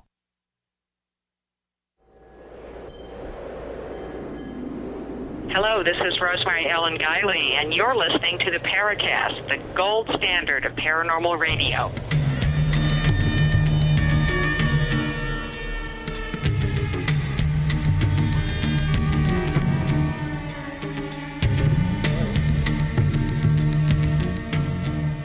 We are immersed in such a fascinating story here, Robert Damon Schneck, author of Bye Bye Man. Go on, please. Well, after that, I think it was soon after that, I believe that Catherine and Eli broke up. Then Catherine and Jonathan began dating, but the story continued in that Eli took this story and he began to tell it on Devil's Night. Now, Devil's Night is what they call the night before Halloween in his part of the country. Where I grew up in Paramus, New Jersey, we called it Cabbage Night. Other people call it Goosey Night. I've heard it called a lot of things. And every Devil's Night, Eli throws a party. The party ends the same way. He has all the guests tell their own personal experiences with ghosts or flying saucers or monsters or psychical phenomena. And then he would tell the story of the Bye Bye Man. That's where I heard it. I heard it at one of these Devil's Night stories, and it got to me. Like you guys, I have heard a lot of strange stories. I heard a story about some guys who were peeing by the side of the road. They were out hunting when they saw this gigantic Bigfoot pop up and start heading towards them in the tall weeds. I've heard stories about light bulbs that would answer questions in code. I've heard monster stories, ghost stories, but this story of the Bye Bye Man bothered me. I remember the night after the party, lying in bed, looking at that slit of light under my bedroom door, and it stayed with me. When the time came and I was putting together the book, The President's Vampire, I decided I would include it. I came very close to not including it, which would have been a big mistake because it's the most popular story I've ever told. And look, it's a movie. So obviously this story had mass appeal. And I knew it when I heard it. I said, this is too good. So the story entered the book, and then it was optioned. And it was a few years after the story of the Bye Bye Man was told that the Slender Man appeared. And the funny thing was that that's what I thought the Bye Bye Man was going to do. I thought the Bye Bye Man had a good chance of becoming a part of American folklore, the way the Slender Man has. I'll be honest, I was jealous when Slender Man appeared, and it suddenly just spread through American folklore the way it has. I mean, the Slender Man is a copyrighted figure. We know who created it. We know the day it first appeared. We know who owns it. But it's a little bit more innocuous, though, compared to the horror and it's downright macabre. The Bye Bye Man, and a lot of people, they'll expose themselves to something like that, but then put it out of mind. Well, the Slender Man inspired an attempted murder by children, so I'd say it's probably not that innocuous. And again, I'll admit, I was a little jealous when that happened too, because I thought to myself, my God, imagine the grip on these people's minds that the Slender Man must have. What the Bye Bye Man will eventually do, I don't know, because the story, since it was optioned and since it was owned by the movie company, they would put a stop to it when pieces of it would appear online, because I noticed that soon after the story was told, variations of it began to appear online right away. So it was undergoing that process of entering folklore when that plug was pulled. Now that the movie's going to be coming out in December. And when that happens, I'm wondering if it's possible that it might again become a part of folklore. We'll see. That's the only thing that we can do is sit and wait. I would actually bet that I'd put money on the fact that it will. I mean, there's so many people out there that are just yearning for there's so much interest in ghosts and horror and the occult and all these things. There seems to be a real resurgence of interest in these subjects, and this would be perfect. A perfect potential meme, super meme. I'm looking over the credits of the film. Michael Trucco from Battlestar Galactica plays one of the key characters. Faye Dunaway. When I heard that Faye Dunaway was in it, my jaw fell open. I'm sure everyone involved in this, Doug Jones is terrific, but Faye Dunaway is a movie star. She is somebody like, we're talking someone like Betty Davis and Faye Dunaway. No. Hey, ever since Bonnie and Clyde in that last scene where she's like getting riddled by machine gun bullets, she kind of wrote her ticket. Also, Carrie Ann Moss. Oh, wow. Okay, we certainly remember her. There's some star power there. Yeah. Oh, yeah. I mean, it's amazing that she's there. Of course, Matrix, but also the Netflix superhero series Jessica Jones. Wow. It sounds well, the Weinstein brothers, I mean, this is going to be a major release, and I'm sure with a little bit of publicity, I think it's just perfectly positioned time-wise to really do well. I think that these subjects are really, I think we haven't crested the wave yet on these subjects. I see a real rising interest. I think it's partially due to the success of all the ghost shows, and people then. The reality part of the ghost thing is really, it's kind of waning. And so I think that there's a gap that needs to be filled right now. And this could potentially do that. And much luck on the project. Hopefully you have some sort of back end arrangement. I don't know what that means. Well, okay, if the movie makes a lot of money, they send you a check. Oh, no. It's just the option. There was, and I understand that. That makes perfect sense, because really the odds were that it never would have happened. Right. But getting an option extended, that's even more unusual. And, much luck on the project. Obviously, it's going to help you with book sales. No twist. Yeah. That is something we're all very excited about. In fact, the book is also available as an audiobook.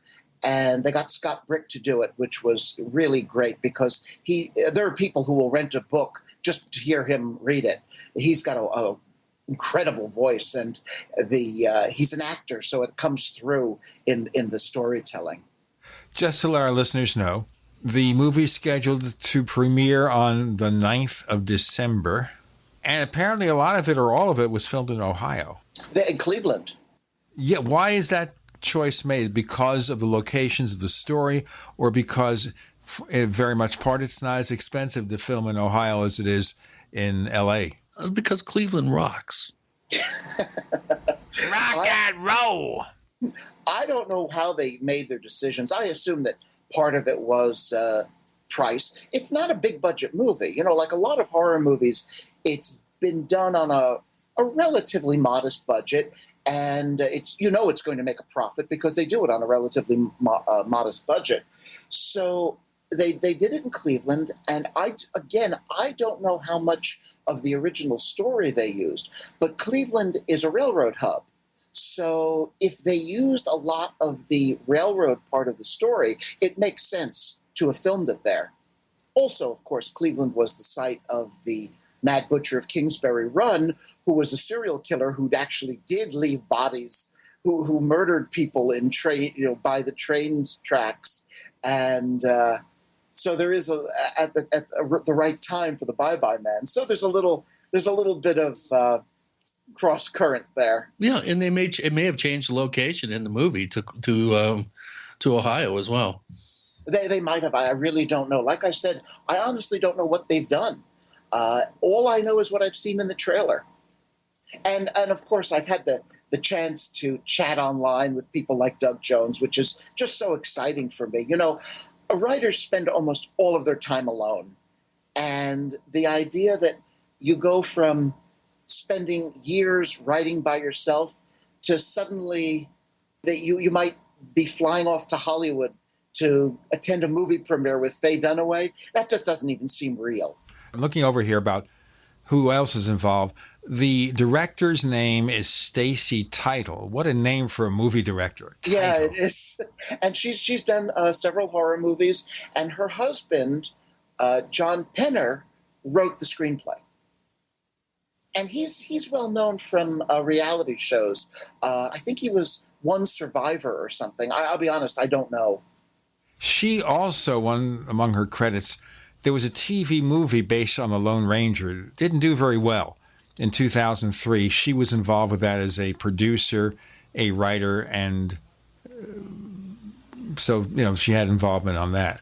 Mm-hmm. And she was also involved in a movie called Last Supper.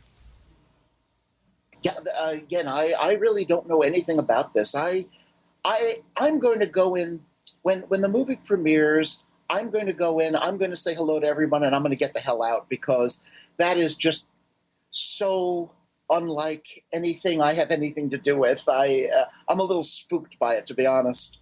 It's got to be surreal. We have the surreal it is Robert surreal. Damon Schneck with the surreal Gene and the surreal Chris. You're in The Paracast.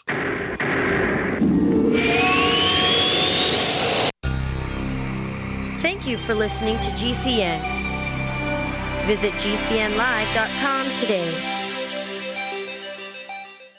First came Attack of the Rockoids, and it was a critically acclaimed success. And now there is The Coming of the Protectors. A former military intelligence man is contacted by a space woman in a dream that turns out to be a nightmare because evil forces on her distant planet are planning to conquer the Earth. This is gripping science fiction of the classic kind.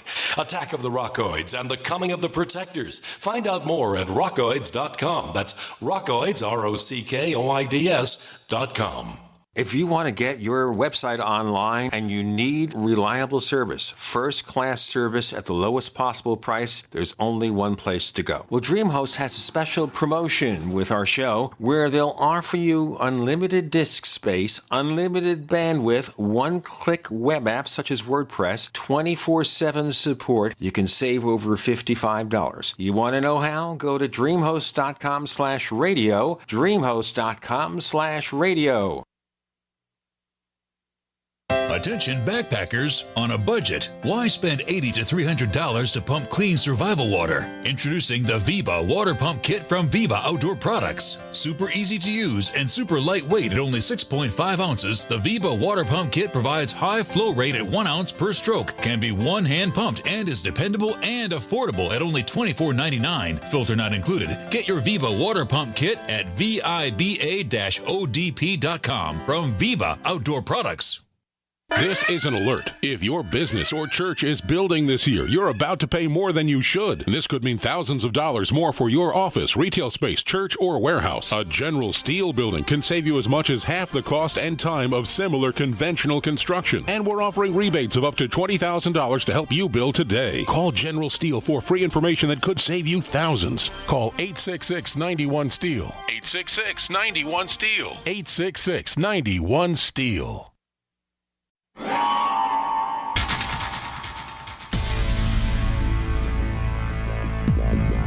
Welcome back to the Paracast, the gold standard of paranormal radio.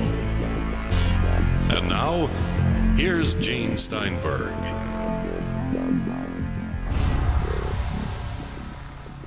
That's doing it, sounding much more optimistic, Chris O'Brien. We're talking to Robert Damon Schneck, the Bye-Bye Man. The movie is coming out in December. I would expect that since it's being presented as a horror film, R-rated or PG-13? No idea. Like I said, they haven't told me anything. Judging by the trailer, I would say it looks like it might be a hard PG-13. that seems to be what a lot of horror movies are coming out as now, like the film Oculus and The Conjuring. I think those are PG-13s. I think Insidious was even a PG-13. But think of it this way. If it succeeds, there'll be a Bye-Bye Man too. Could very well. And I think part of the reason they were attracted to it was that it had the potential to be a franchise. And, of course, they're always interested in something that has the potential for that. I'll just be very interested to see what happens. Again, when I sit down in that theater and for the premiere, I will know no more about it than anyone else. I'll know less about it than anyone who's there because they were all involved in the actual filming. And you may find that maybe the title is all that resembles your book. And to show you as an example of this, we've mentioned this in the Paracast before, but I'll give you an example of how things work. Very few people know that the classic B sci-fi movie from the 1950s, Earth versus the Flying Saucers with Ray Harryhausen special effects, very few people know it was suggested by a book called Flying Saucers from Outer Space by Major Donald Kehoe.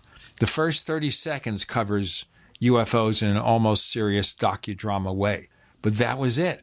I guess they bought it, I suspect, because they wanted to option the name Flying Saucers. So might as well go to a book writer who wrote a book about flying saucers. That could very well be it. And again, I'm not going to sit there and complain. I'm not going to say they ruined my book. Yeah, really, have no attachments. No, I really don't have any attachments. And I'll tell you the truth. Even though this is my most popular story, the fact of the matter is I am one link in a chain of storytellers. This story was first told by a Ouija board.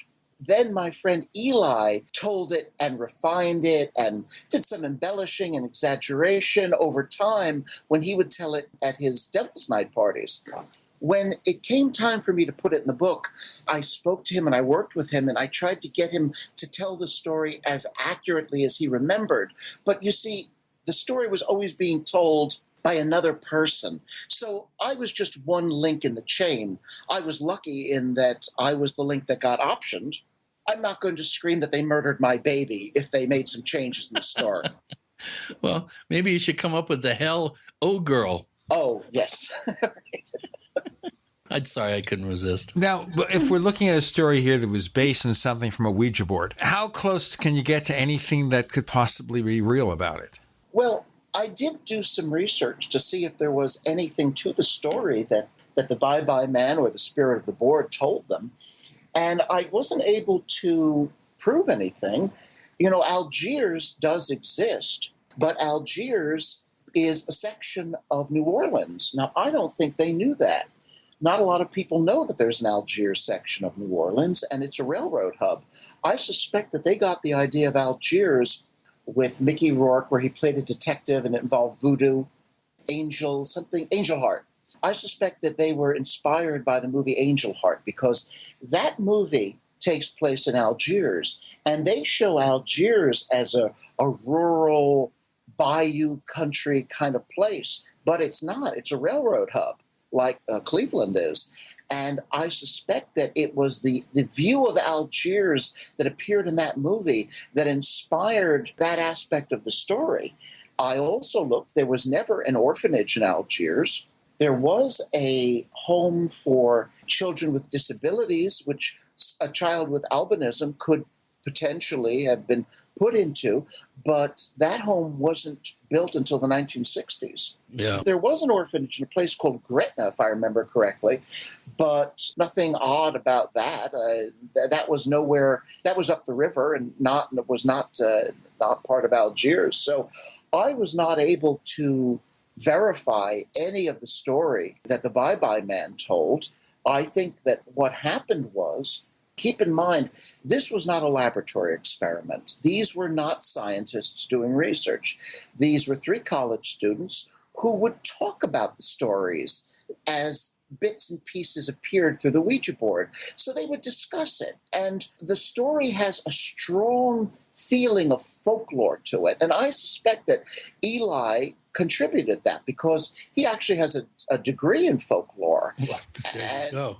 Yeah, I mean, I'm not saying that they hoaxed it, but I suspect that the story grew through each of them adding bits and pieces, and it would finally come filtered out through the planchette of the Ouija board. Now, somebody else looking at this could come up with a very different conclusion. They could say, for example, that it was Zozo. Yeah, well, you see Zozo or Charlie or one of those other creatures that supposedly comes through the Ouija board, evil spirits. I mean, for somebody that takes, for example, the idea that the Ouija board is a way for evil spirits to speak to people, they could certainly see the Bye-Bye Man in that light. And I discussed that in the book. Well, what do you think of the idea of the Ouija board and how young, impressionable kids with lots of energy, hormonal and otherwise, are possibly opening the door to lower vibration energy forms, which is kind of a popular sort of pop culture interpretation of the downside or negative side of Ouija boards? Do you think that this might be really good for whoever owns a patent on Ouija boards? I mean, they're even coming out with this living room rug that's the board, and a coffee table that's a planchette. I want to get one. It would be so cool to have in my house. It'd scare all my dates away. Well, if you meet a woman who can tolerate that, she's a special person. Yes. Yeah. She's a keeper. Yeah, you got it. It's like a friend of mine once told me to move all the serial killer books out of my living room because it spooks people. Are you a fan of Criminal Minds, the TV series? No, actually, believe it or not, I haven't watched TV since 2001. Yeah, you and me both. 2000 for me. I finally just, Yeah, it was, you see, I never had cable. So when the World Trade Center went down, I lost TV reception. And I found I didn't miss it. And most of it, so I still watch television shows, but I watch everything online. Yeah. But as for the Ouija board, I don't know where the stories come from. I think that the majority of what we think of as spirit communication comes from parts of our own mind that we are not consciously aware of. You know, in the early days of psychiatry, psychologists and psychiatrists would encourage their patients to learn to do automatic writing as a way to access the subconscious mind. The Ouija board is a form of automatic writing. I suspect that what was happening with the three of them was that, first of all, you have to know something about the three of them. One of them had a series of paranormal experiences in her life that frightened her. One of them was fascinated by parapsychology and the paranormal, and he was also fascinated by fear and terror. In fact, Eli has written plays that with terrifying themes, and he actually studied what he considers the scientific aspect of what is frightening. Jonathan was also a writer and an artist. So you put that kind of mixture of people together, and I think you've got the potential for producing a story like The Bye-Bye Man. Now, if you believe that there are entities, disincarnate intelligences at work, they could contribute to this too. Yeah. But I think if you look at the mixture of people, you can see where a story like The Bye-Bye Man could come from. Even that part about how if you think of his name, you become a victim. We're going to become a victim of something in a moment if we don't stop. Okay. With Gene and Chris, you're in The Paracast. We also have swag. You know, we have all these exclusive Paracast things that you can buy. We've got 60 or so different items, and entails t-shirts, sleeves for notebook computers, iPad cases, mouse pads, the Paracast Jumbo tote bag, all sorts of t-shirts and jackets and stuff like that for men and women. We have a Paracast aluminum water bottle. All this stuff, you go to store.theparacast.com, store.theparacast.com.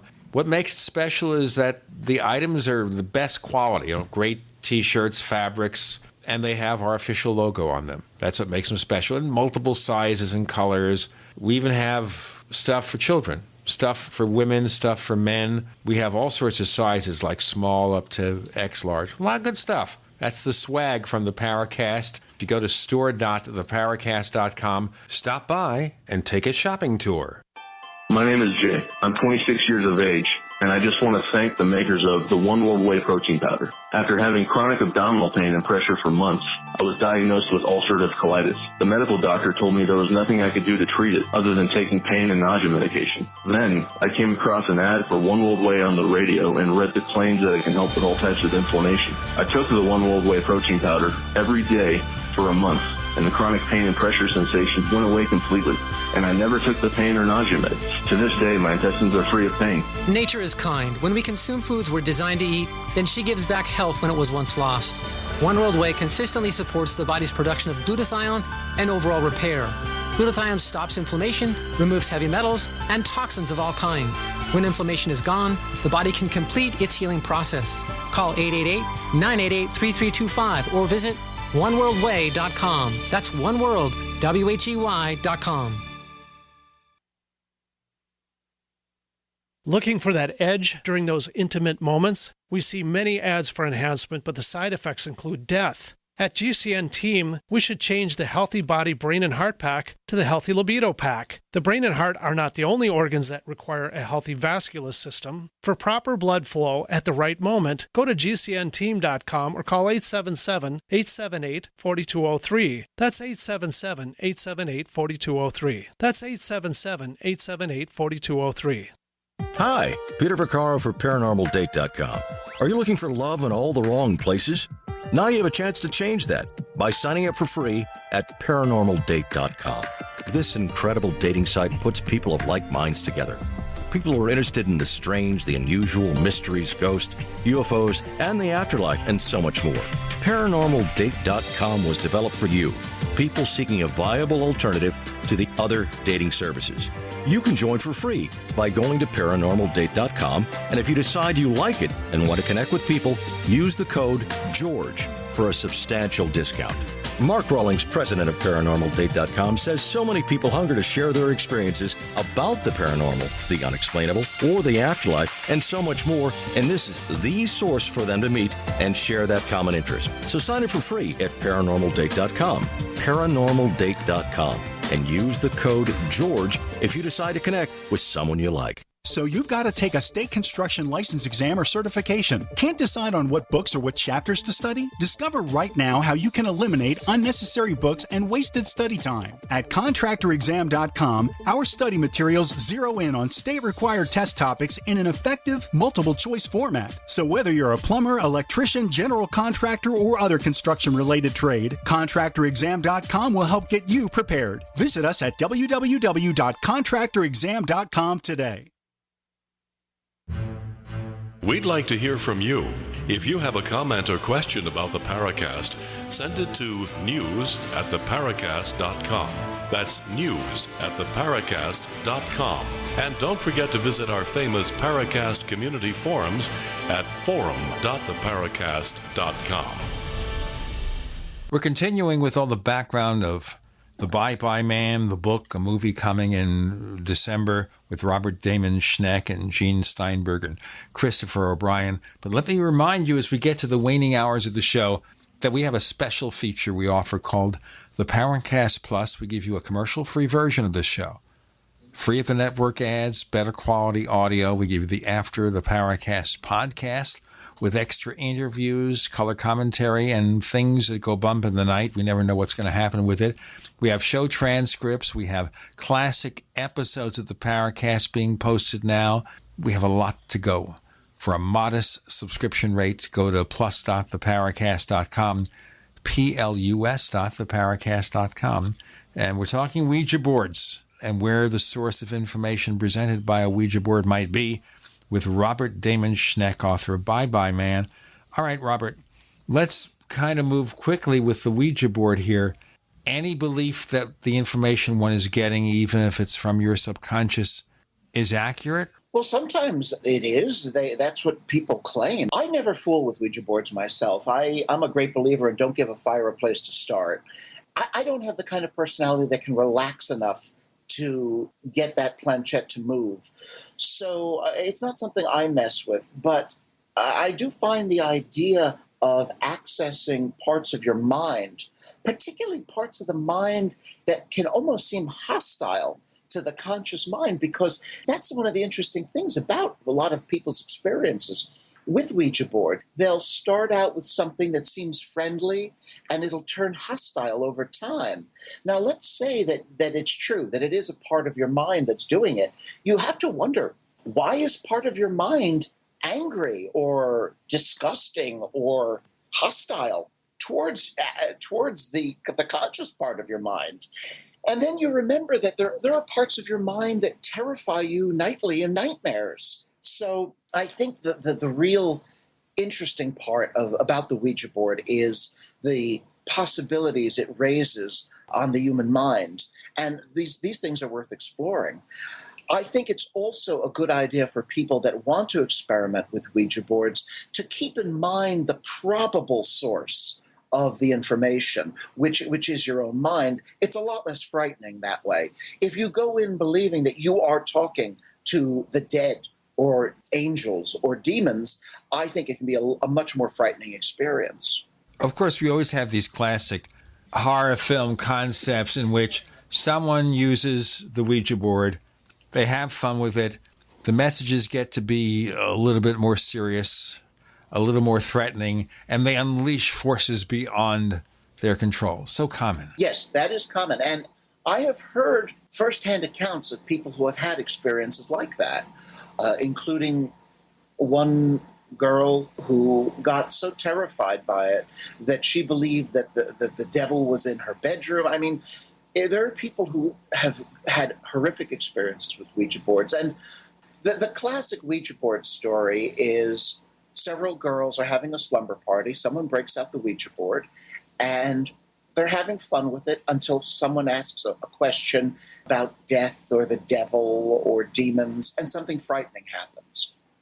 Now, I have heard a lot of firsthand accounts of that happening, including cases where they claim the planchette flew through the air. They'll hear like a tremendous noise when they ask, is anyone there? That sort of thing, which raises another possibility, and that is a phenomenon that was discussed, that was explored by the Toronto Society for Psychical Research in the early 1970s when they carried out something called the Philip experiment. And the Philip experiment, it's probably the only experiment in parapsychology that has a genuinely popular appeal. People who are not specialists know about it and are interested in it.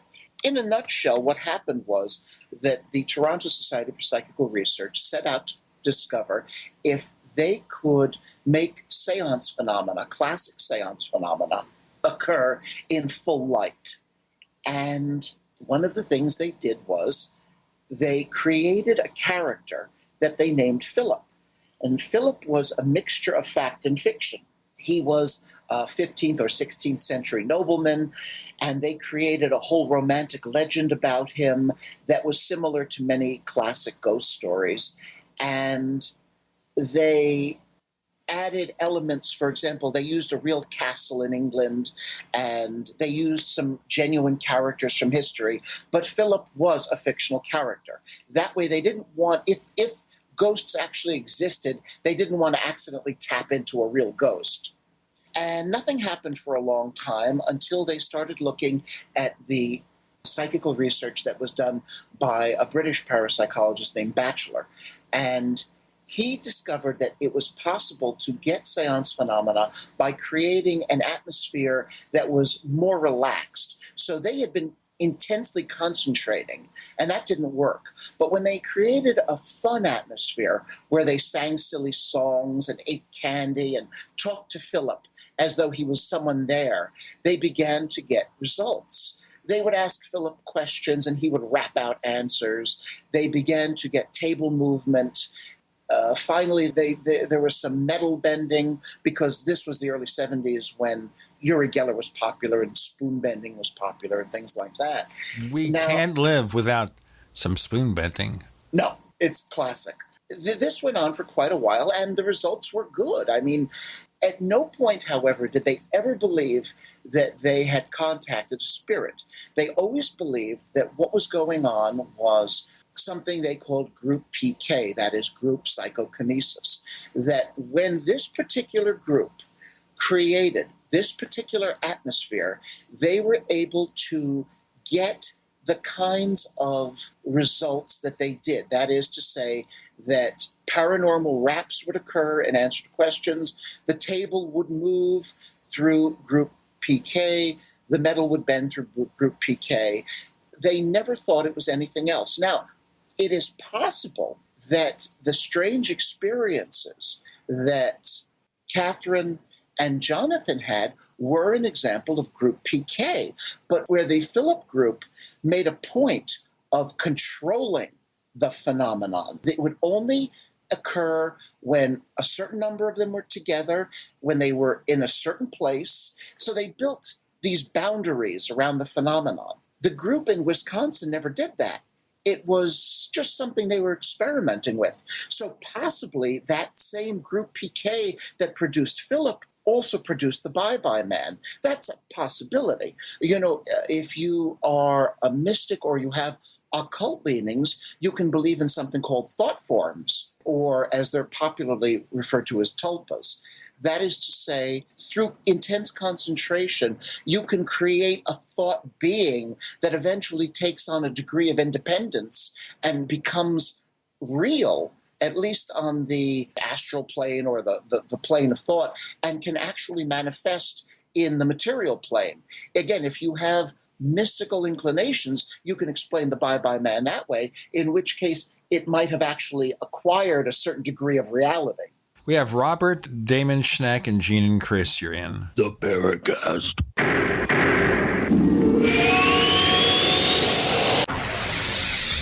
You are listening to GCN. Visit GCNlive.com today. This is Dan Pilla. Do you owe the IRS money you can't pay? Are tax debts crippling you? I've defended people from the IRS for over 30 years. I've helped thousands, and I can help you too. I wrote the book on IRS settlement, and I'm telling you, there's no such thing as a hopeless case. Call 800-34-NO-TAX to finally get free of IRS debt. With the IRS's new programs, there's never been a better time to solve your problem.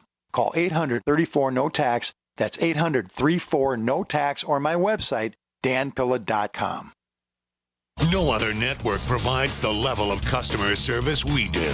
When it comes to radio advertising, we are your one-stop shop. And no matter how big or small your business is, we can help. Email us at advertise@gcnlive.com, and an experienced advertising executive will help you take the first step towards driving more customers to your business or website. Advertise@gcnlive.com. Easy, affordable, effective.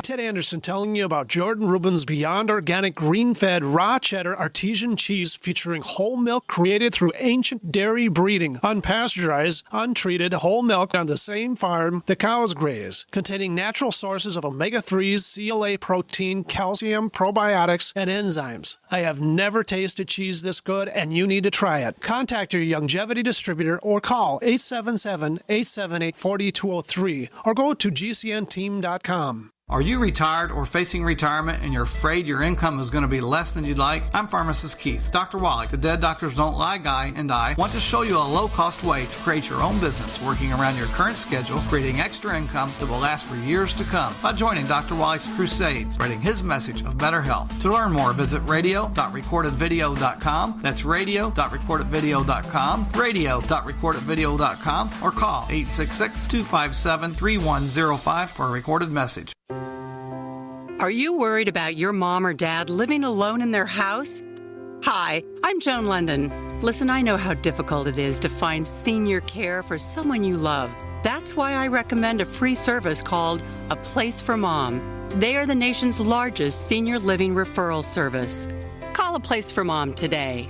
To receive free information on senior living communities in your area, call A Place for Mom at 1-800-704-6182. A Place for Mom offers free one-on-one advice from local advisors and a personalized list of senior living communities you can visit. If you have questions about senior care for your mom or dad, there's a place for answers, A Place for Mom.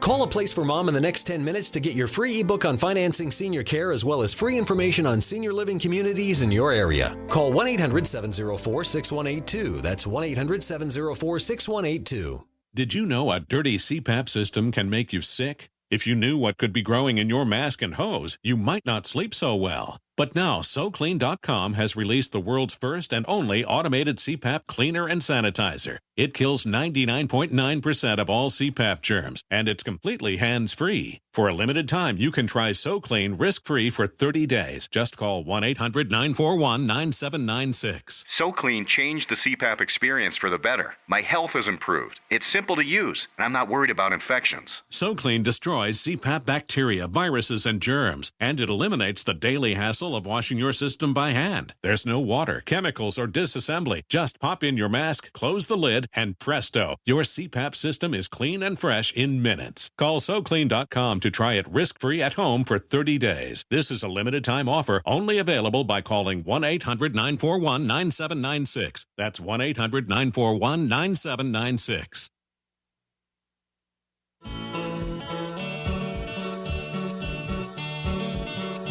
This is Micah Hanks of the Gralien Report, and you're listening to The Paracast, the gold standard of paranormal radio.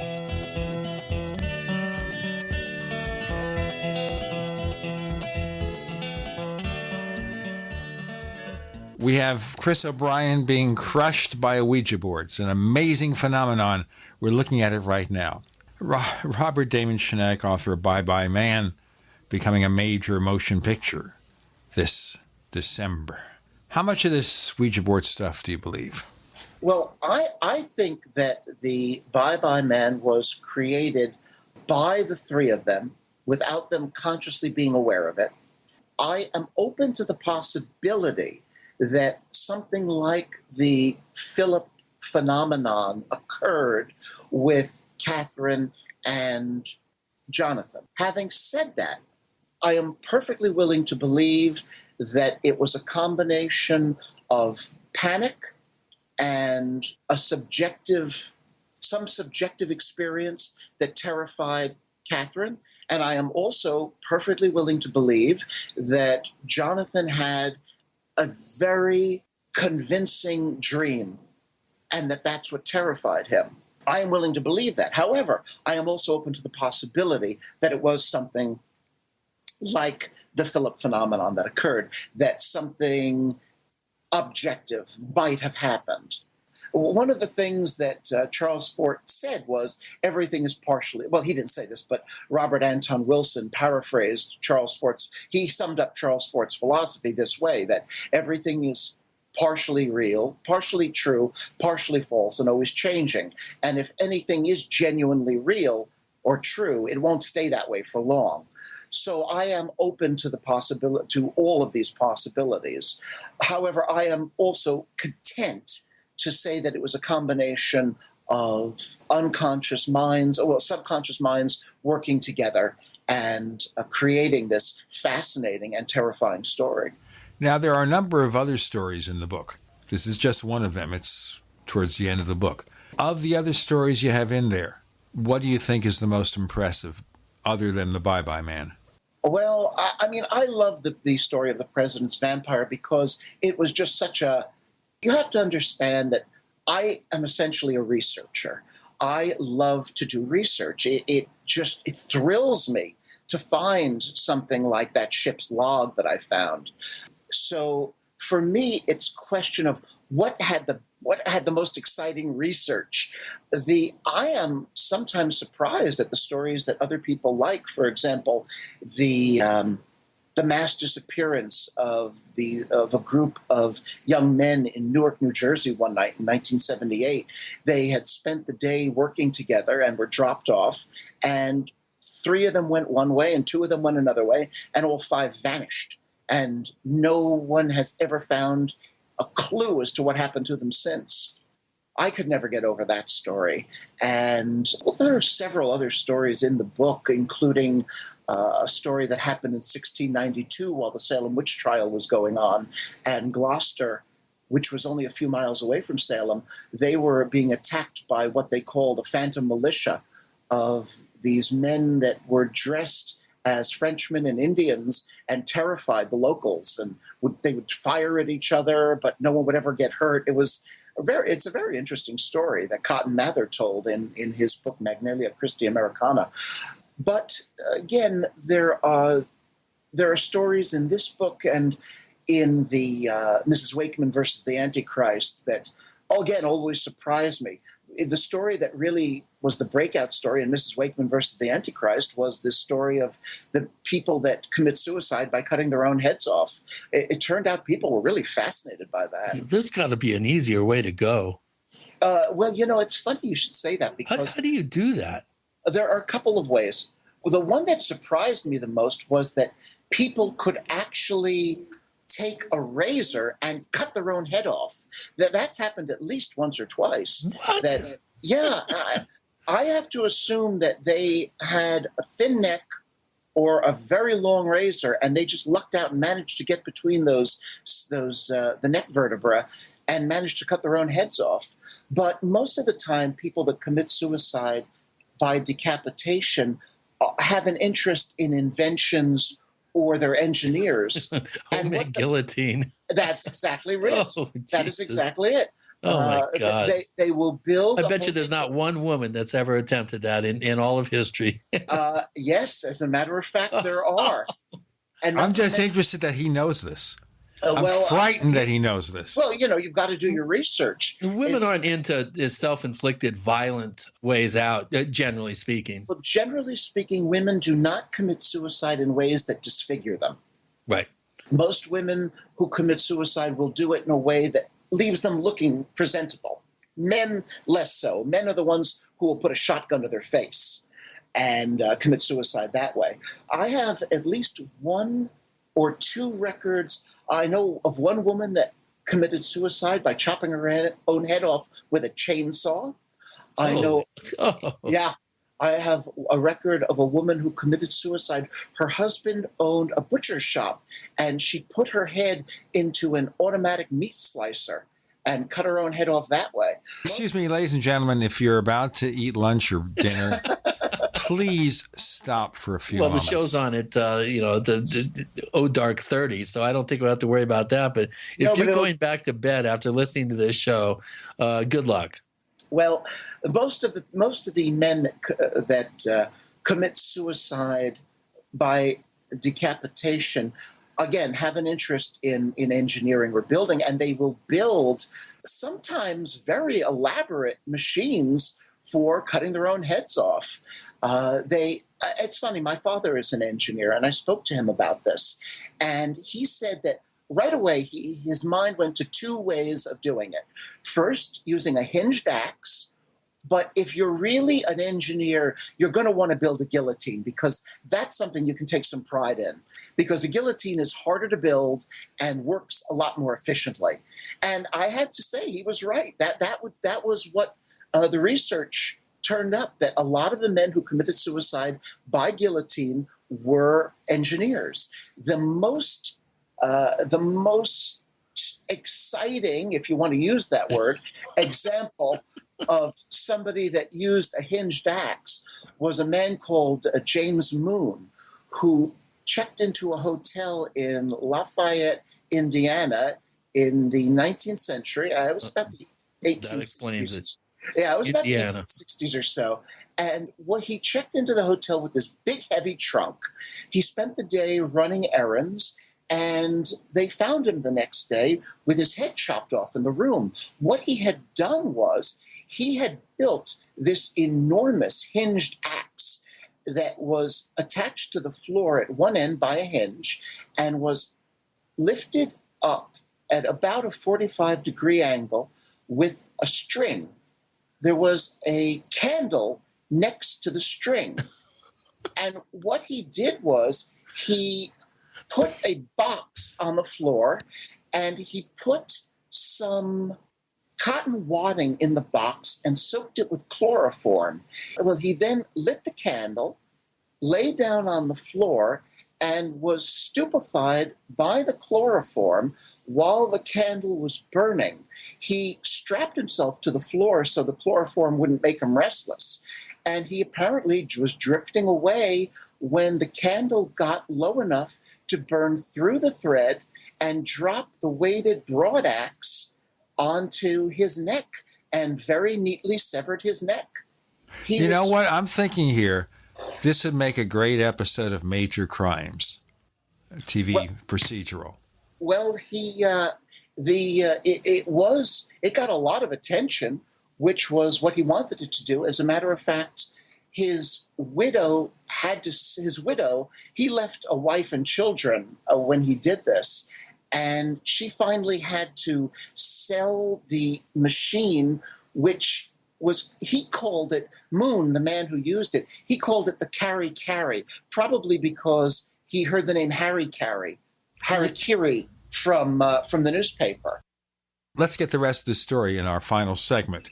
Okay. With Robert Damon Schneck. And Gene and Chris, you're in the Paracast.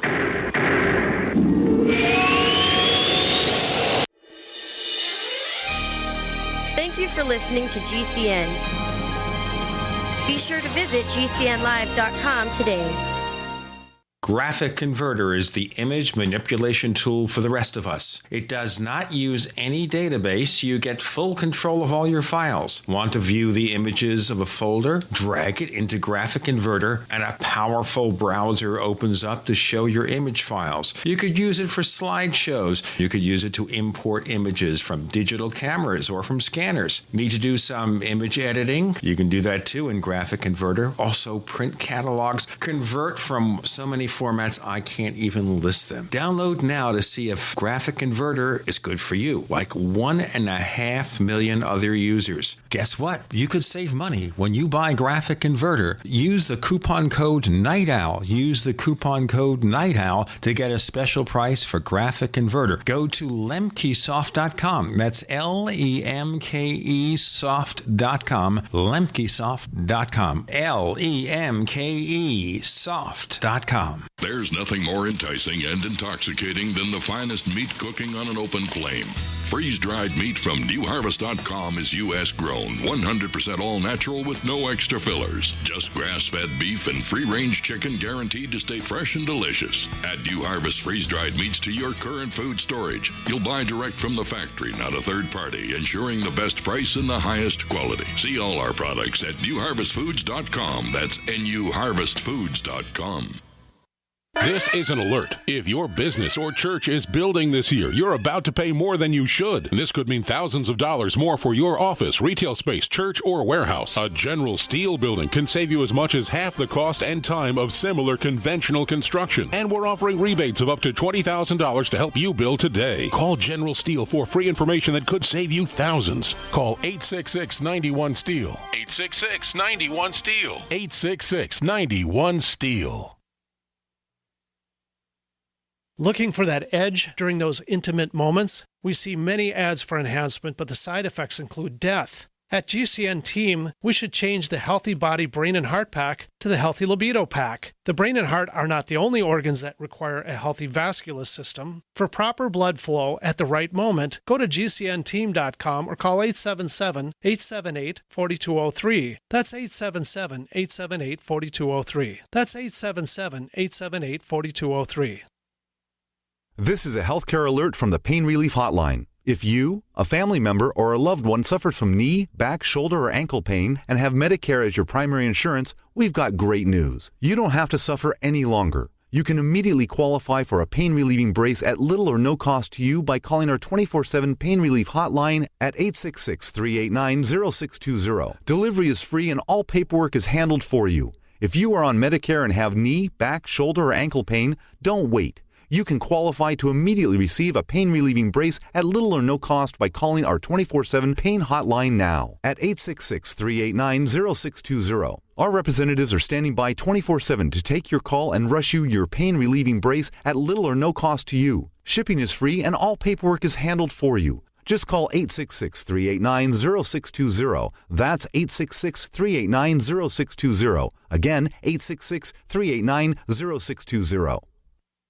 This is an alert. If your business or church is building this year, you're about to pay more than you should. This could mean thousands of dollars more for your office, retail space, church, or warehouse. A general steel building can save you as much as half the cost and time of similar conventional construction. And we're offering rebates of up to $20,000 to help you build today. Call General Steel for free information that could save you thousands. Call 866-91-STEEL. 866-91-STEEL. 866-91-STEEL.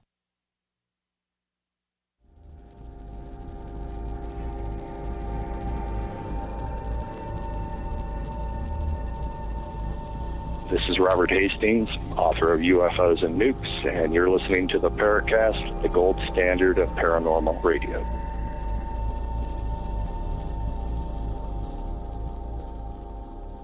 So Chris is now wondering about weird techniques to off yourself.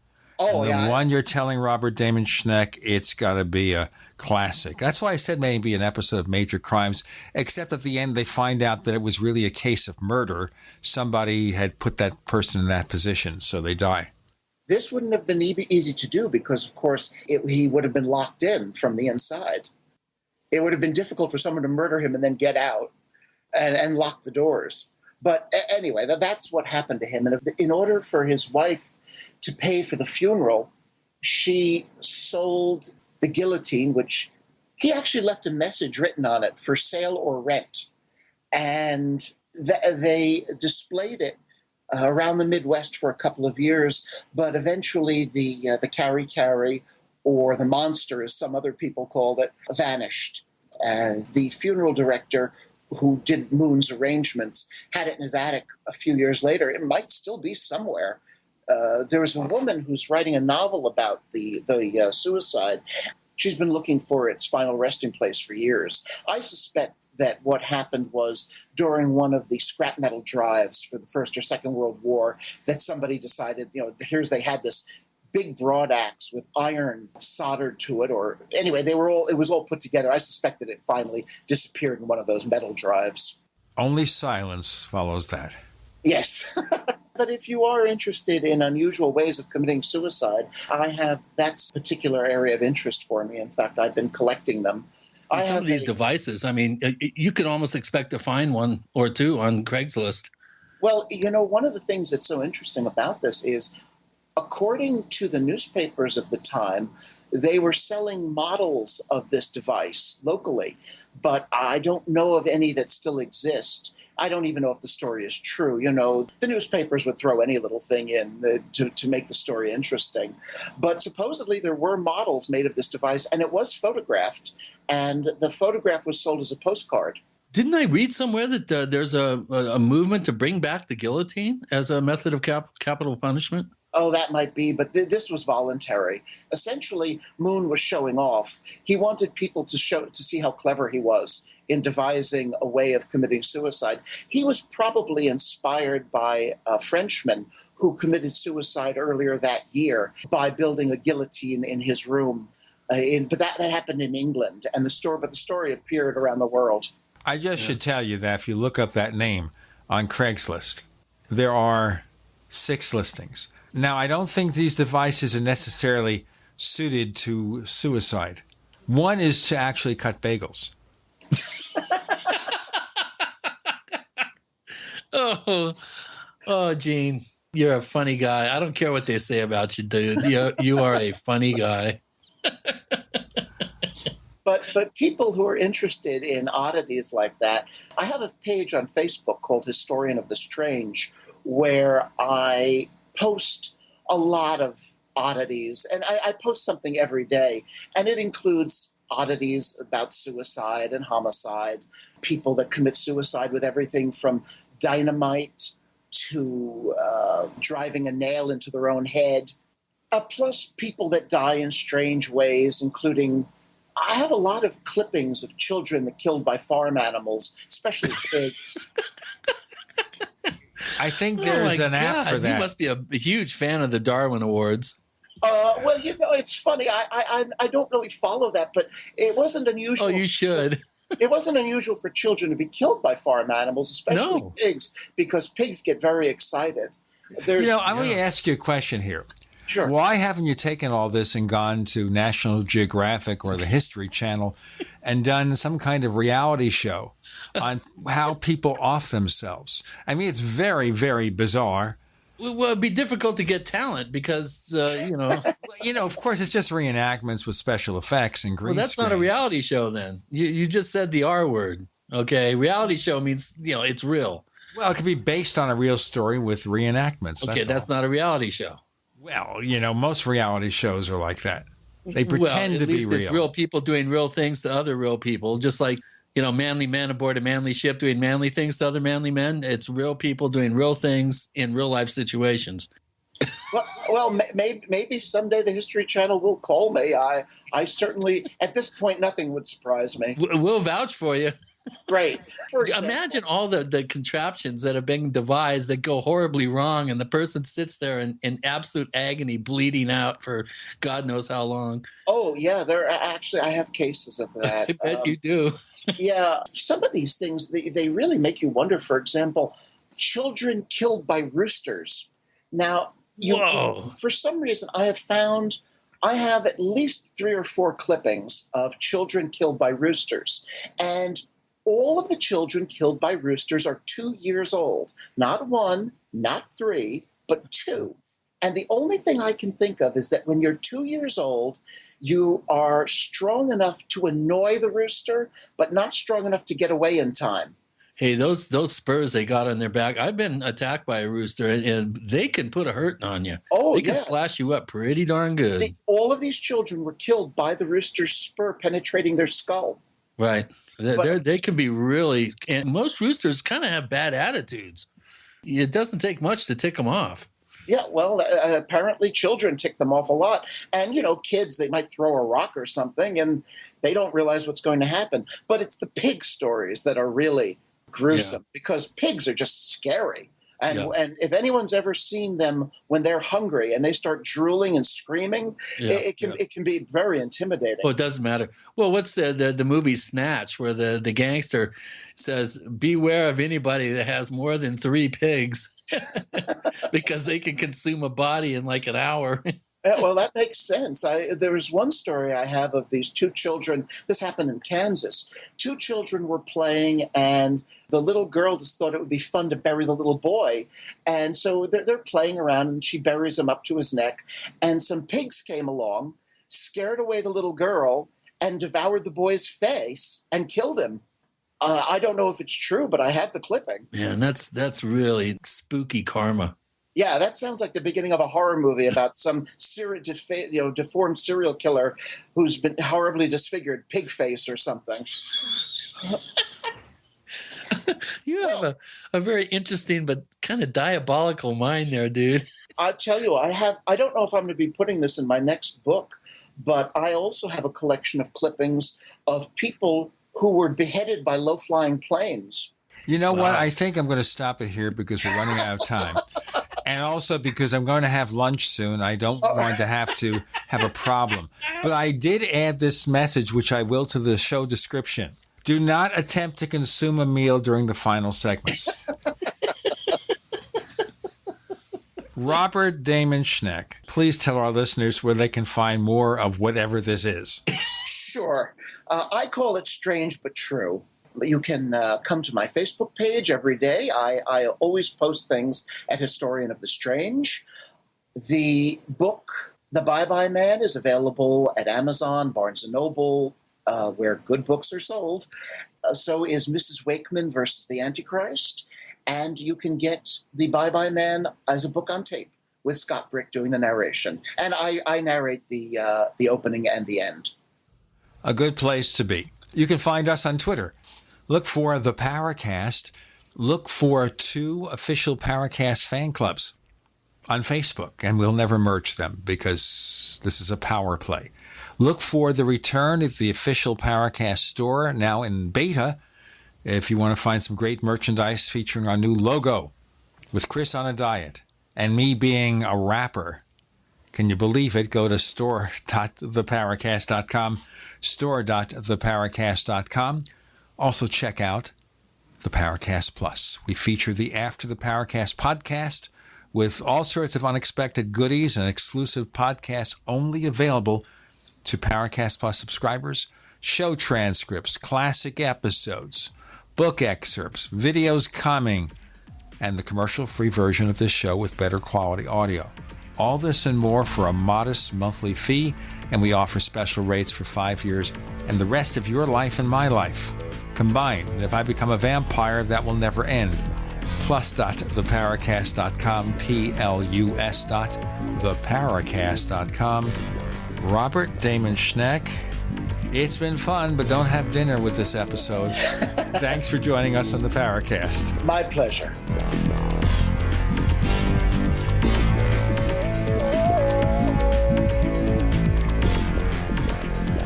The Paracast, featuring Gene Steinberg and Christopher O'Brien, is a copyrighted presentation of Making the Impossible Incorporated.